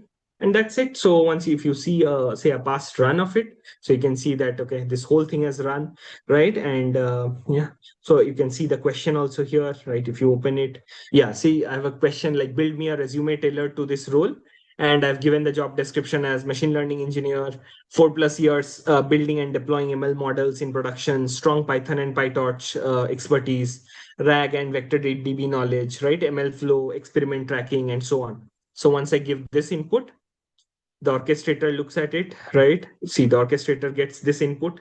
Okay, this is the chat input. And the orchestrator basically then figures out what needs to be done, right? So you can see here, orchestrator is pushing things into the memory, right?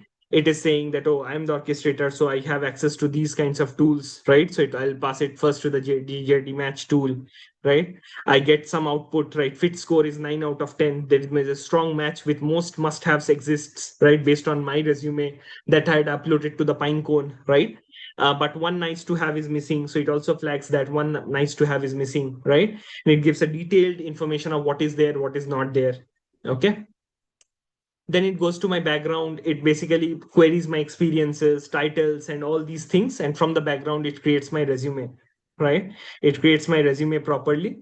And you can see here, you can always look at the resume also, right? So this is a big resume that has created in text format. You can also look at the PDF format of it and move forward. Okay, so let me show that also to you, to how it looks like. So you see the resume builder agent, right? The resume builder agent, you'll be able to see the output of it, right? So it is, you can see here, like, JSON format. Like, so this is the Alex Rivera, machine learning engineer, Bangalore, India, right? With the phone number, with the LinkedIn profile, with the GitHub link, and so on, and the context and all these things, right? So all these kinds of things are available to you. Okay. So just it's open. Yeah. And if you want to just see how it looks like,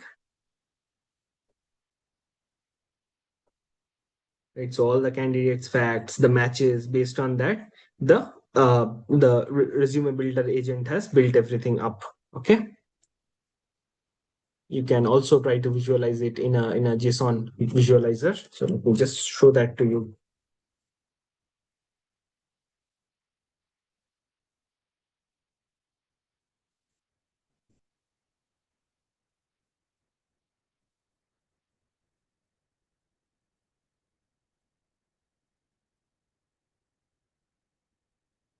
Oops.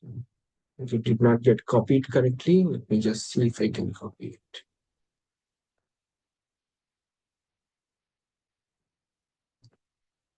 Yeah. Okay, it's not exactly a proper format. It is not able to read it properly, but yeah. Can always try to download and take a look at it. But yeah, basically you get the idea about a resume getting created, right? And it will get stored in your Google Drive. Okay. So some things like that. Do I have it? I don't have it saved here, but yeah. Let me just see if I have some files with me just to show you what it looks like. I don't have the output file, but yeah. So these kinds of prompts you can try to give, right? Say you can, if you are using it, right, once you have the recording and the link available, you can go about and give this kind of a prompt, like say senior backend automation engineer. This is the job description, right? And based on that, you can give your resume, and it will try to basically change the resume tune the resume according to this job description, right? So that is the aim of it. Okay. So that is the aim of this whole entire workflow, right? So yeah, that is mostly it. So that is the demo for today's discussion. Now I'll open up for AMA. So any questions, concerns, doubts in these things, while I just cover the small parts of like the last parts. So while I answer questions. Right. Yes. So guys, you can ask questions in the chat itself, which Parjat can go through. I've also launched a poll just to get a feedback of how was your experience. A lot of you asking for recording. You can go to our YouTube channel, and I'm posting the link. So go to the live section after some time because we are doing this live. In our live sections, our sessions get uploaded after some time. So towards in a couple of hours that will be through. You can see the recording over there. And yeah, we are open to questions. Yeah. Yeah. Thank you. Thank you, Niyati. Yeah, while the questions flow in, just to talk about what all things you need to monitor, right? So one thing obviously that you need to monitor is task completion. As you saw, there are 4 different agents. Something breaks in between, right? If you don't know it, then you are gone. So you need to know about task completion. You need to know about which agents are more expensive than others, right? Which takes how much wind token, right? Which takes how much of your context. If there is an error, can it recover well or not? Can it retry properly or not, right? So these kinds of things you have to think about, take care of. Okay. And so, yeah, this is a summary of today's discussion. So I'll just flash the screen and I'll take a look at the questions.